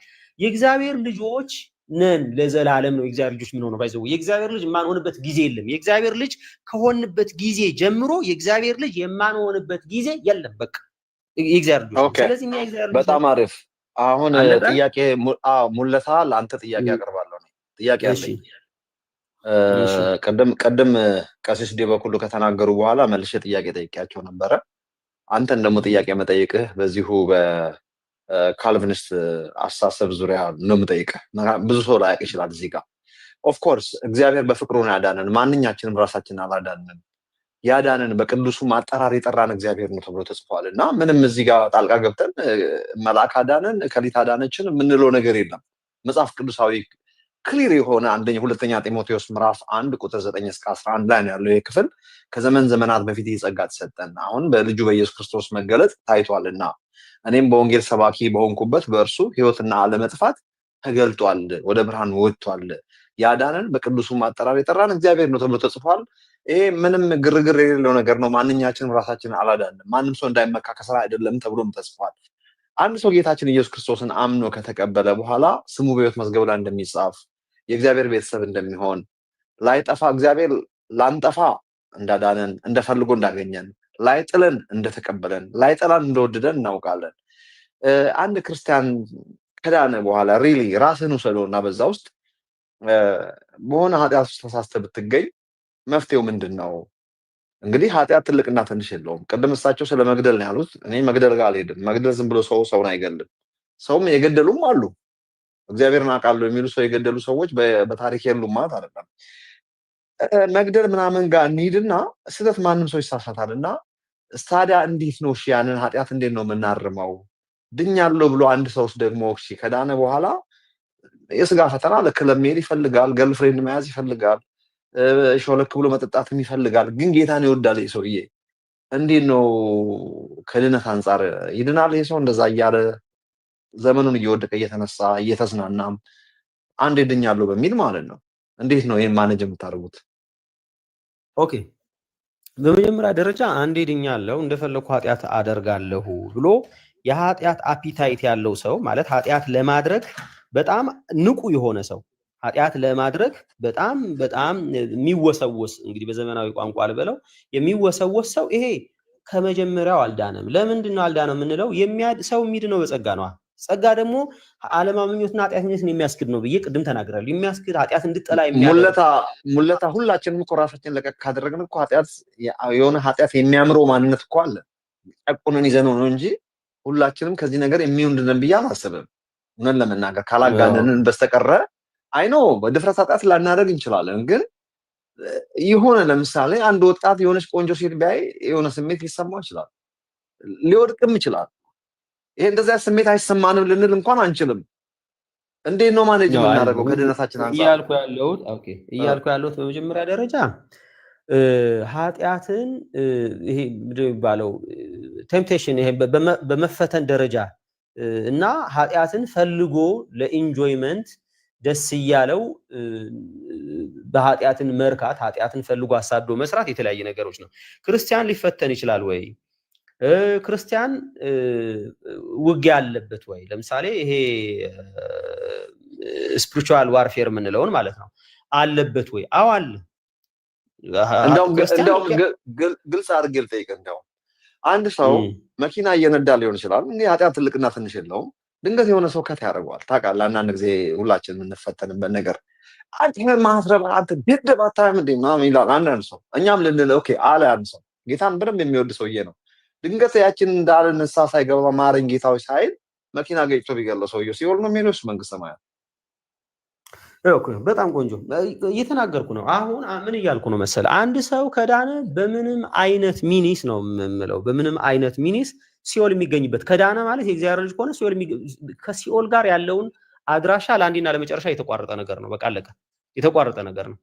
እቺ ነው ጥያቄ ሙለታዬ ያዘልኝና ቀሲስ ዲ በኩሉ እየሰሙ ከሆነ እርሶንም ጥያቄ እቺን የሙለታን ጥያቄ ሙለታዬ ያዘልኝ እዚህ ጋር አሁን ያልኳትን ጥያቄ የሆነ ሰው የሆነ ተሳስቶ ተሳድበው ደደብን ብሎ whatever ምንም ይበል አድርጎ ድንገት ማረኝ ሳይል ከፈለገ በዝሙት ወድቆ ሊሆን ይችላል። ቅዱሳን የሆነ ጌታን በጣም የሚወድ ዳግም የተወለደ ሰው በሆነ ኃጢአት ተያዘና ወደቀ በሆነ ነገር ማረኝ ሳይል ማታ ተመቻችቶ ንስሐ ሳይገባ ድንገት በዚህ ማልትን ብሎት ቢሞት ሲኦል ነው ወይስ መንግስተ ሰማያት ነው የሚገባው? ቀሲስ ዲ በኩሉ ራስዎትን አንሚውት አድርጉና ይመልሱልኝ። ከዛ በኋላ የሁለታችሁ መልስ ላይ እኔ ራሴን ሰጣለሁ። ማንም ሰው እንዳይኮርፈኝ የራሴን ነው ማወራው። ቀሲስ ጎይ ነው አልመልስም። መጀመሪያ እርሶ መስማት ፈልጋለሁ እኮ ምንድነው ጥያቄህን ነው ያልኩት። ጥያቄውን አንድ ሰው ትክክለኛ ክርስቲያን ዳግም የተወለደ ከእግዚአብሔር የተወለደ ሰው ትክክለኛ ክርስቲያን የሆነ ሰው በእርሶ ሚዛን ማለት ነው ትክክለኛ ኦርቶዶክሳዊ በቃ ቢሞት መንግስተ ሰማያት የሚገባ ሰው ይሄ ሰውዬ ድንገት አንድ ቀን በሆነ ኃጢአት ተሳሳተ። ለምሳሌ ይስቱ አይነት ምሳሌ ነው ያደረኩት። መኪና እየነዳ ድንገት ከት ሲያደርገው ሰንባዲ እንታታም ዳንተ እውር ይሄ ደደብ ምናምን ብሎ ሊሆን ይችላል። whatever ድንገት ከዛ ንስሐ ሳይገባ በመሃል መኪና ገጭቶት ቢሞት ሲኦል ወይስ መንግስተ ሰማያት ነው የሚገባው? በእርሶ በሉ ንገሩኝ። ይሄንን ንስሐ አልገባም፣ የመግቢያ ጊዜም አላገኘም ገና እንደ ደደብ አንተ ምናምን ወይ የሆነ ነገር ብሎ ሊሆን ይችላል። ንስሐ አልገባም፣ ምሳሌ ነው። ወይም ደግሞ በሆነ ሴት ተፈትኖም ሊሆን ይችላል፣ ወድቆም ሊሆን ይችላል። ንስሐ ከመግባቱ በፊት ድንገት ቢሞት የት ነው የሚሄደው? ይመልሱልኝ። እቺ የብዙ ጥያቄዎቻችንን መልስ ለምሰጥ እዚህ አድማጮችን በሙሉ መልስ ሊሰጥ የሚችል ነው። ከዛ በኋላ እኔ ራሴን ሐሳብ ሙለታ የራሱን ነግሮናል፣ እኔም እናገራለሁ የራሴን። እናንተ ትሰሙኛላችሁ ማለት ነው። ጎሄድ እሺ። በመጀመሪያ ኃጢአት ሁሉ እኩል የሆነ ሌብል አለው ብለን አናምንም። ኃጢአት ቢሆንም ግን እንደው በዳይጸ ልሳን ሊሆን ይችላል። አሁን እዚያ ሞክስ እናደርገው የነበረው ቀሲስ የኃጢአት ትልቅና ትንሽ የለውም ተብሎ ተጽፏል መጽሐፍ ቅዱስ ላይ። አይ ግድ የለም እኔ የኔን ምላሽ ነው የምመልስልህ፣ የኔን ምላሽ። እሺ ግድ የለም እሺ ሞክስ እናደርገው የነበረው ሁሉ እኛ እኮ ይሄ ተፈጥሮ ሊያስተምረን ይችላል። ህፃን ልጅ እንደ ዕውቀቱ እንደ አቅሙ ቢሳሳት እና ደግሞ በጣም አዋቂ የሆነ ሰው ሲሳሳት አባት እኩል አይቀጣም ልጆቹን። አይቶ አመዛዝኖ ታማሚ የሆነ ልጅ ሊሆን ይችላል፣ ባላይምሮ እንደዚህ ያሉትን አይቶ ነው። እግዚአብሔር እውነተኛ ዳኛ ነው። ፍትሁ በጣም የረቀቀ ስለሆነ ዝም ብሎ በጣም ጥቃቅኑን ሁሉ ነገር ቆጥሮ ሲኦል ይከተናል ካልን አንድም የሚድን የለም። እኛ ሲጀመር ኃጢአት በገቢር ብቻ ሳይሆን በንግግር ብቻ ሳይሆን በሐሳብም ጭምር የሚሰራ ኃጢአት ስላለ በሐሳባችን ሁሉ ልንበድል እንችላለን። እኛ በጣም ትልልቅ የሆነ የልብ ጥንካሬ፣ ጭካኔ ውስጥ ላይ ያለ ቂም በቀል ይዞት የሚሄደውን ዳሜጅ ከሆነ ለምሳሌ ሰው ልገል ቂም በቀል ይዤ አስቤ እየሄድኩኝ እያለ ቀድሞኝ ልገለው ያልኩ ሰውዬ ቢገለኝ ምንም ጥያቄ የለውም፣ ገሃነም ነው የምትገባው። ነገር ግን ይሄኛው ሰውዬ ይሄ ሊገል እየሄደ መሀል ላይ ይቅርብ በቃ ብሎ ቢመለስ እንዳደረገው አንቆጠርም። እንደዚህ ያለ ስለዚህ ማሰቡ ኃጢአት ነው። ግን መመለሱ ደግሞ ንስሐው በቅጽበት ስለሚጀምር ከመጸጸት ስለሚጀምር ስለዚህ እንደዚህ ያለውን ነገር ኃይልሻ መፍትሄው ቀሲስ እኔ ክሊር ጥያቄ ጠየቅኩት። እኔ ለምሳሌ ያደረገ ለምሳሌ ተሳደበ፣ ስድብ ግጥም አድርጎ ተሳደበ ተናዶ፣ ከዛ በኋላ ማረኝ ከማለቱ በፊት ነው ድንገት ተገኝቶ የሞተው። ይሄ ሰውዬ ክሊር የሆነ ጥያቄ ጠየቅኩት፣ ሲኦል ወይስ መንግስተ ሰማያት? ቁጣ ነው ይሄ። አሁን ቁጣ ነው ይሄ። ኃጢአት ይኸውልህ ቁጣ ሊሆን ይችላል። ቁጣ ሰው እሺ ተውት፣ ይሄን ተውት። እሺ ተፈተነና በዝሙት ወደቀ አንድ ሰው። በዝሙት ነው ያልኩት። ተፈትኖ ኃጢአት ፈትኖት በዝሙት ወደቀ። ከዛ በኋላ ንስሐ ክርስቲያን ነው ንስሐ ይገባል። ነገር ግን ንስሐ ከመግባቱ በፊት ቢሞት ምንድን ነው የሚሆነው? አይኖ ከባድ ነው። ዝሙት የሚባለውን ነገር በጣም ዘግናኝ ነው ያነሳሁት። አይኖ አውቃለሁ፣ ግን ምንድን ነው የሚሆነው? አሁን ስለነገርከኝ ልንገርህ መጽሐፍ ቅዱስ ጠቅሼ። እሺ የሥጋ ስራም የተገለጠ ነው፣ እርሱም ዝሙት፣ ርኩሰት፣ መዳራት፣ ጣዖትን ማምለክ፣ ሟርት፣ ጥል፣ ክርክር፣ ቅናት፣ ቁጣ፣ አድመኛነት፣ መለያየት፣ መናፍቅነት፣ ምቀኝነት፣ መግደል፣ ስካር፣ ዘፋኝነት ይህንንም የሚመስል ነው። አስቀድሜም እንዳልኩ እንደዚህ ያሉትን የሚያደርጉ የእግዚአብሔርን መንግስት አይወርሱም። ገላትያ ምዕራፍ 5 ቁጥር 20 ወይንም 19 እስከ 21 ይሄ ነው መልሴ። እንደ መጽሐፍ ቅዱስ ዝሙት የሚፈጽም ሰው የእግዚአብሔር መንግስት አይወርስም ይላል። ተመልሶልኛል። ቀሲስ ቴንክ ሶ ማች ሚውት አድርጉልኝና የራሴን አይዲያ ትንሽ ልስጥና ከዛ በኋላ እንዲህ ነው ጉዳዩ። እኔ የሚገባኝን በጣም ከይቅርታ ጋር ልባችሁን ሰፋ አድርጋችሁ እንድትሰሙኝ እፈልጋለሁ። ሲጀመር ጸጋው በእምነት አድኗቸዋል ተብሎ ተጽፏል። የዳን ነው በጸጋ እንጂ በስራችን መካ ተብሎ ተጽፏል። አሁንም ስራዬን አላስገባም እዚህ ውስጥ። ኦኬ በስራ ያልዳንኩም በስራ ያልጠፋም። ሲጀመር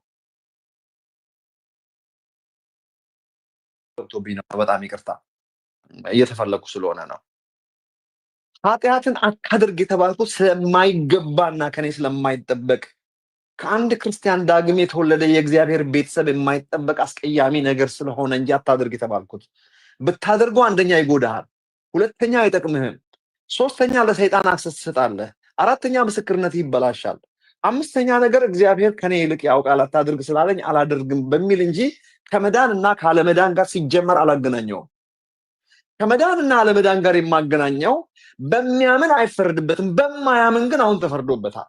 ሲጀመር የማደርገውን ኃጢአትና በደል ከድነቴ ጋር ከቀላቀልኩ በስራዬ ዳንኩት ማለት ነው። አውቄ ነው እንደዚህ ጠንካራ ጥያቄ ጠየቅኳቸው እንጂ እናድርግ ኢትስ ኦኬ ብናደርግም ችግር የለም እያልኩ አይደለም። ችግርማ አለ። ከሳልቬሽናችን ከድነታችን ጋር የምናገናኝ ከሆነ በስራዬ ዳንኩት እያላችሁ ነው ማለት ነው። እኔ በማረኝ ሰው ይድናል ብዬ ንስሐ ምገባው ንስሐ መግባት ስላለብኝ ነው። ለጨዋነት ነው። መንፈሳዊ ጨዋነት በእግዚአብሔር ፊት እውነት ለመናገር ንስሐ እኮ ማለት ማረኝ አይደለም፣ ባይዘው ዩተርን ማድረግ ነው። ይሰርቅ የነበረ ድጋሚ አይስረቅ ነው የሚለው። ስለሰረቀ ሲኦል ይገባል አይደል? ይሄንን ከኔ አፍ ስትሰሙ አድርጉ እኮ በቃ ክለብ ሂዱ ገርልፍሬንድ ያዝ እኮ እያልክ ነው። ከጠቀመ ጎሄድ ሁሉ ተፈቅዶልኛል፣ ሁሉ አይጠቅመኝም ተብሎ ተጽፏል። እኔ የድፍረት ኃጢአትን የማልለማመደው ስለማይጠቅመኝ ነው።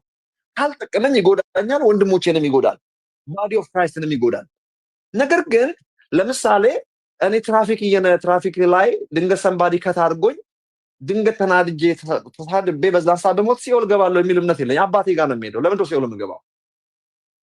ያ እሺ ቆይ አሁን ቅድም ቀሲስ ዲበኩሉ የጠቀሱት ጥቅስ አለ ገላትያ ምዕራፍ 5 ሲጀመር ያ ቦታ እኛ እንደምንጠቅሰው አይደለም ክፍሉ የማያምኑ ሰዎች ምሳሌ አድርጎ ለሚያምኑት ለገላትያ ሰዎች ማስጠንቀቂያ እየነገረ ያለበት ቦታ ነው። እንዲህ የሚያደርጉ ሰዎች መጀመሪያውኑ እነዚህ ሰዎች የዳኑ ሰዎች አይደሉም። ሲጀመር እነሱ የዳኑ ያልዳኑ ዓለማውያን እንደሚለማመዱት መንግስተ ሰማያት የማይወርሱ ሰዎች የሚገለጥባቸው እነ ዝሙት፣ እርኩሰት፣ መዳራት እነሱ የእግዚአብሔር መንግስት እንደማይወርሱ ታውቃላችሁ። እንደነሱ አትሆኑ ነው ክፍሉ። መንፈሳውያን ሆኑ ነው። ብዙ ጊዜኛ ለእንትናችን እንጠቅሰዋለን ይህን ክፍል። በመሰረቱ አሁን ቀሲስ ዲበኩሉ በሌላ ቋንቋ የነገሩን ምንድነው? በስራቸው እንደዳኑ ነው የነገሩን። በስራቸው የሚጠፉ ከሆነ ይሄ ኮምፕሊትሊ ከጸጋ ትምህርት ጋር ተቃራኒ ነገር ነው። እኔ ከሙለታ ጋር የምስማማው ምንድነው? አንድ ሰው ከዳነ በኋላ ትክክለኛ የዳነ ሰው ለምንድነው የሚጠፋው? እግዚአብሔር እኔ ቤተሰቦች አንድ ቀን ልጅነቴን ሰርዘውኝ ያውቃሉ እንዴ? ስሳሳት ሰርዘውኝ ያውቃሉ? አባቴና እናቴ እንኳን ስሳሳት ግፋ ቢል ይቀጡኛል እንጂ አንድ ቀን ከልጅነት ሰርዘውኝ የማያውቁትን የሰማዩ አባቴ መንፈሳዊ አባቴ ያውም በድካሜ ማነው በራሴ ብርታትና ጽድቅ ያልዳንኩትን ራሱ በፍቅሩ ከወለደኝ ካዳነኝ በኋላ መልሶ ከህይወት መዝገብ ላይ የሚሰርዘኝ በድካሜ ለምንድን ነው? እና እኔ ይሄንን ነው ማምነው። እግዚአብሔር የተመሰገነ ይሁን። ለማለስልህ ቆይ ላይዋጥላችሁ ይችላል። አንዳንዴ እኔ ልሄድ ቀሲስ ቆይ እጠይቅሃለሁ። ቆይ ተጠይቅ። ሁለት ደቂቃ ልስጦት። ቀጥሎ ሙለታ 2 ደቂቃ አለ። እኔ ልሄድ ስለሆነ ቶሎ ጨርሱልኝ። እሺ ጎሄድ እየሰማው ነው። አንደኛ የጠቀስከው ጥቅስ ሰው በህግ ስራ ማንም አይጸድቅም የሚለውን የሮሜ ምዕራፍ 3 ቁጥር 21 ስጠቅስ በህግ ስራ ይጸድቃል የሚል ትምህርት ማን አስተማረ? እዚህ ውስጥ ማንም በህግ ስራ የሚጸድቅ የለም። አሁንም ተመሳሳይ ነገር ግን ተናግረዋል ቀሲስ። ወይ ህግ ስራ ማለት ምን ማለት ነው? ኃይልሻ የጠቀስከው ጥቅስ እኮ ስለ ህግ ስራ ስለ ሙሴ ጋር ለሚያወራው እኔ በስራ ለማንም ሰው እንዳይመካ የሚለውን ቃል ነው የጠቀስኩት። ወዳጄ ይኸውልህ ከላይ ከፍ ብለህ ብታየው ኖሮ ይሄ የህግ ስራ ግዝረት ነው። እንግዲህ የአይሁዳዊ ብልጫ ምንድነው? ወይስ የመገረዝ ጥቅሙ ምንድነው? በሁሉ ነገር ብዙ ነው እያለ አይደለም የሚቀጥለው። ይሄ የህግ ስራ የተባለው አንደኛ ይሄ ቅዱስ ጳውሎስ ይሄንን ስለ ህግ ስራ የሚያወራው ኦሪት እንትን ወንጌል እንበለ ኦሪት ጥምቀት እንበለ ግዝረት አይጠቅምም ለሚሉ አይሁዳውያን ከአይሁድ ወደ ክርስትና ለመጡ ሰዎች አህዛብን ካልተገዘራቸው እያሉ የሚጨቀጭቋቸው ሰዎች አረ አሁን በህግ ስራ ማለት በግዝረት መጽደቅ የእግዚአብሔር ልጅ ሆኖ መቆጠር ቀርቷል። ስለዚህ በግዝረት እድናለሁ ብላችሁ የምታስቡ ከሆነ አትሞክሯት ያለበት ህግ ነው። ይሄ ህግ ስራ ማንም አሁን በግዝረት ይድናል የሚል የለም። በጥምቀት ግን ይዳናል። ኦኬ ኦኬ። በጥምቀት ይዳናል ያሉኝ የውሃ ጥምቀት ሳልቬሽን ያስገኛል ያሉኝ ነው ቀሲስ። ወንድራፊ ፕሊስ ኢንተራፕት አታድርገኝ። ቆይ አንዴ አይ ከርዕስ እየሄድን ስለሆነ የጠቀስከው ጥቅስ ከአውዳዊው ፍች ውጭ ነው። ሰው በህግ ስራ ይዳናል፣ በህግ ይጸደቃል የሚል ትምህርት በቤተክርስቲያናችን የለም። በስራ ጸድቀናል፣ በስራችን ድነናል ብለን ማናምንም። እኛ ሲጀመር ያዳነን በቅዱሱም አጠራር የጠራን እግዚአብሔር ነው። ጸጋው በእምነት አድኗቸዋል የሚለን የዳነውም በጸጋው ነው። እንዲሁ ኃጢአተኞች ሳለን ነው የወደደን። እንዲህ ብለን ነው እኛ ምናምን እንጂ ሲጀመር በስራችን ሊገባል እኮ ያሉ ማለት ነው። ኧረ ፕሊዝ ይኸውልህ መጽሐፍ ቅዱስ ይኸውልህ መዓት ነው የምደረድርልህ። ባይዘው በኃጢአት ምክንያት ጽድቅ እንደሚጠፋ ከዳንክ በኋላ ቅዱስ ጳውሎስ እንዲህ ይላል። እንደውም በዕብራውያን 10 ቁጥር 26 ላይ የእውነትን ዕውቀት ከተቀበልን በኋላ የዳኑትን ሰዎች ነው እንደሚላቸው የእውነትን ዕውቀት ከተቀበልን በኋላ ወደ ኃጢአት ወደን ኃጢአት ብናደርግ ከእንግዲህ ወዲህ ስለ ኃጢአት መስዋዕት አይቀርልንምና የሚያስፈራ ግን የፍርድ መጠበቅ ተቃዋሚዎችንም ሊበላ ያለው እሳት የእሳት ብርታት አለ ይላል። አምነው ከዳኑ በኋላ ቀሲስ ቶሎ ይጨርሱልን። ቶሎ እየተፈለኩ ስለሆነ ልሄድ ስለሆነ 3 ደቂቃ እኮ ሰጠኝ ነበረ፣ ግን አንዱን ሳልናገር ያደርገኝ 2 ደቂቃ ነው የሰጠሁት። ጨርሷል እኮ እርሶም እናንተ አወራህበት እኮ ግማሹን ኃይልሻ አንተ አወራህበት እኮ። እሺ ሌላም ጥቅስ ልስጣችሁ ከዳኑ በኋላ በኃጢአት እንትን ሊታጣ የሚችልበትን ዕብራውያን 6 ቁጥር 4 አንድ ጊዜ ዕብራውያን 6 ቀሲስ እኔና እርሶ ብቻችንን እናወራ። ዕብራውያን 6 ጴንጤውም ኦርቶዶክሱም አልገባውም። ቶታሊ ዕብራውያን 6 ሌላ ነገር ነው የሚያወራው። ልጨርስ ይጀለም ጥቅስ ብቻ ላነብና ልጨርስ። ሌላው ዕብራውያን 6:4 አንድ ጊዜ ብርሃን የበራላቸውን ሰማያዊውንም ስጦታ የቀመሱትን ከመንፈስ ቅዱስም ተካፋዮች ሆነው የነበሩትን መልካሙንም የእግዚአብሔርን ቃል ሊመጣ ያለውን የዓለምን ኃይል የቀመሱትን በኋላም የካዱትን እንደገና ለንስሐ እነርሱ ማደስ የማይቻል ነው፣ ለራሳቸው የእግዚአብሔር ልጅ ይሰቅሉታል ያዋርዱትማልና ይላል። እንደገና ሮሜ 11:20 ላይ መልካም እነርሱ ካለማመን የተነሳ ተሰበሩ፣ አንተም ከእምነት የተነሳ ቆመሃል አለ። ያመኑትና ያላመኑትን ያነጻጽራል። እንግዲህ ፍራ እንጂ የትዕቢትን ነገር አታስብ። አምኛለሁ ድኛለሁ አንደኛ ኖ መፍራት አለብህ። እሺ እግዚአብሔር እንደተፈጠሩት ለነበሩት ቅርንጫፎች የራራላቸው ካልሆነ ላንተ ደግሞ አይራራልህምና እንግዲህ የእግዚአብሔርን ቸርነት ጭከና ተመልከት። ጭከናው በወደቁት ላይ ነው። በቸርነቱ የእግዚአብሔር ቸርነት በአንተ ላይ ነው። ያለዚያ አንተ ደግሞ ትቆረጣለህ። ምክንያቱም በክርስቶስ አምነህ ጽድቅን እያደረግ የቸርነቱን ስራ እየሰራ ካልኖርህ አንተ ደግሞ ትቆረጣለህ። እነዚያም ደግሞ ባለማመናቸው ጸንተው ባይኖሩ በዛፉ ውስጥ ይገባሉ፣ እግዚአብሔር መልሶ ሊያገባቸው ይችላል እያለ ይቀጥላል። ስለዚህ ትቆረጥ ትችላለህ። አምነህም ደግሞ ኃጢአትን አድርገህ ጸንተህ ከሄድክ ትቆረጣለህ። ቀሲስዬ በጣም እናመሰግናለን። እግዚአብሔር ያክብርልን። ቀሲስ አሁን ተራው የሙለታ ነው። ሙለታ 1-2 ደቂቃ እንግዲህ አንተም ወሰድና በደንብ አብራራልን። ገባ እኛ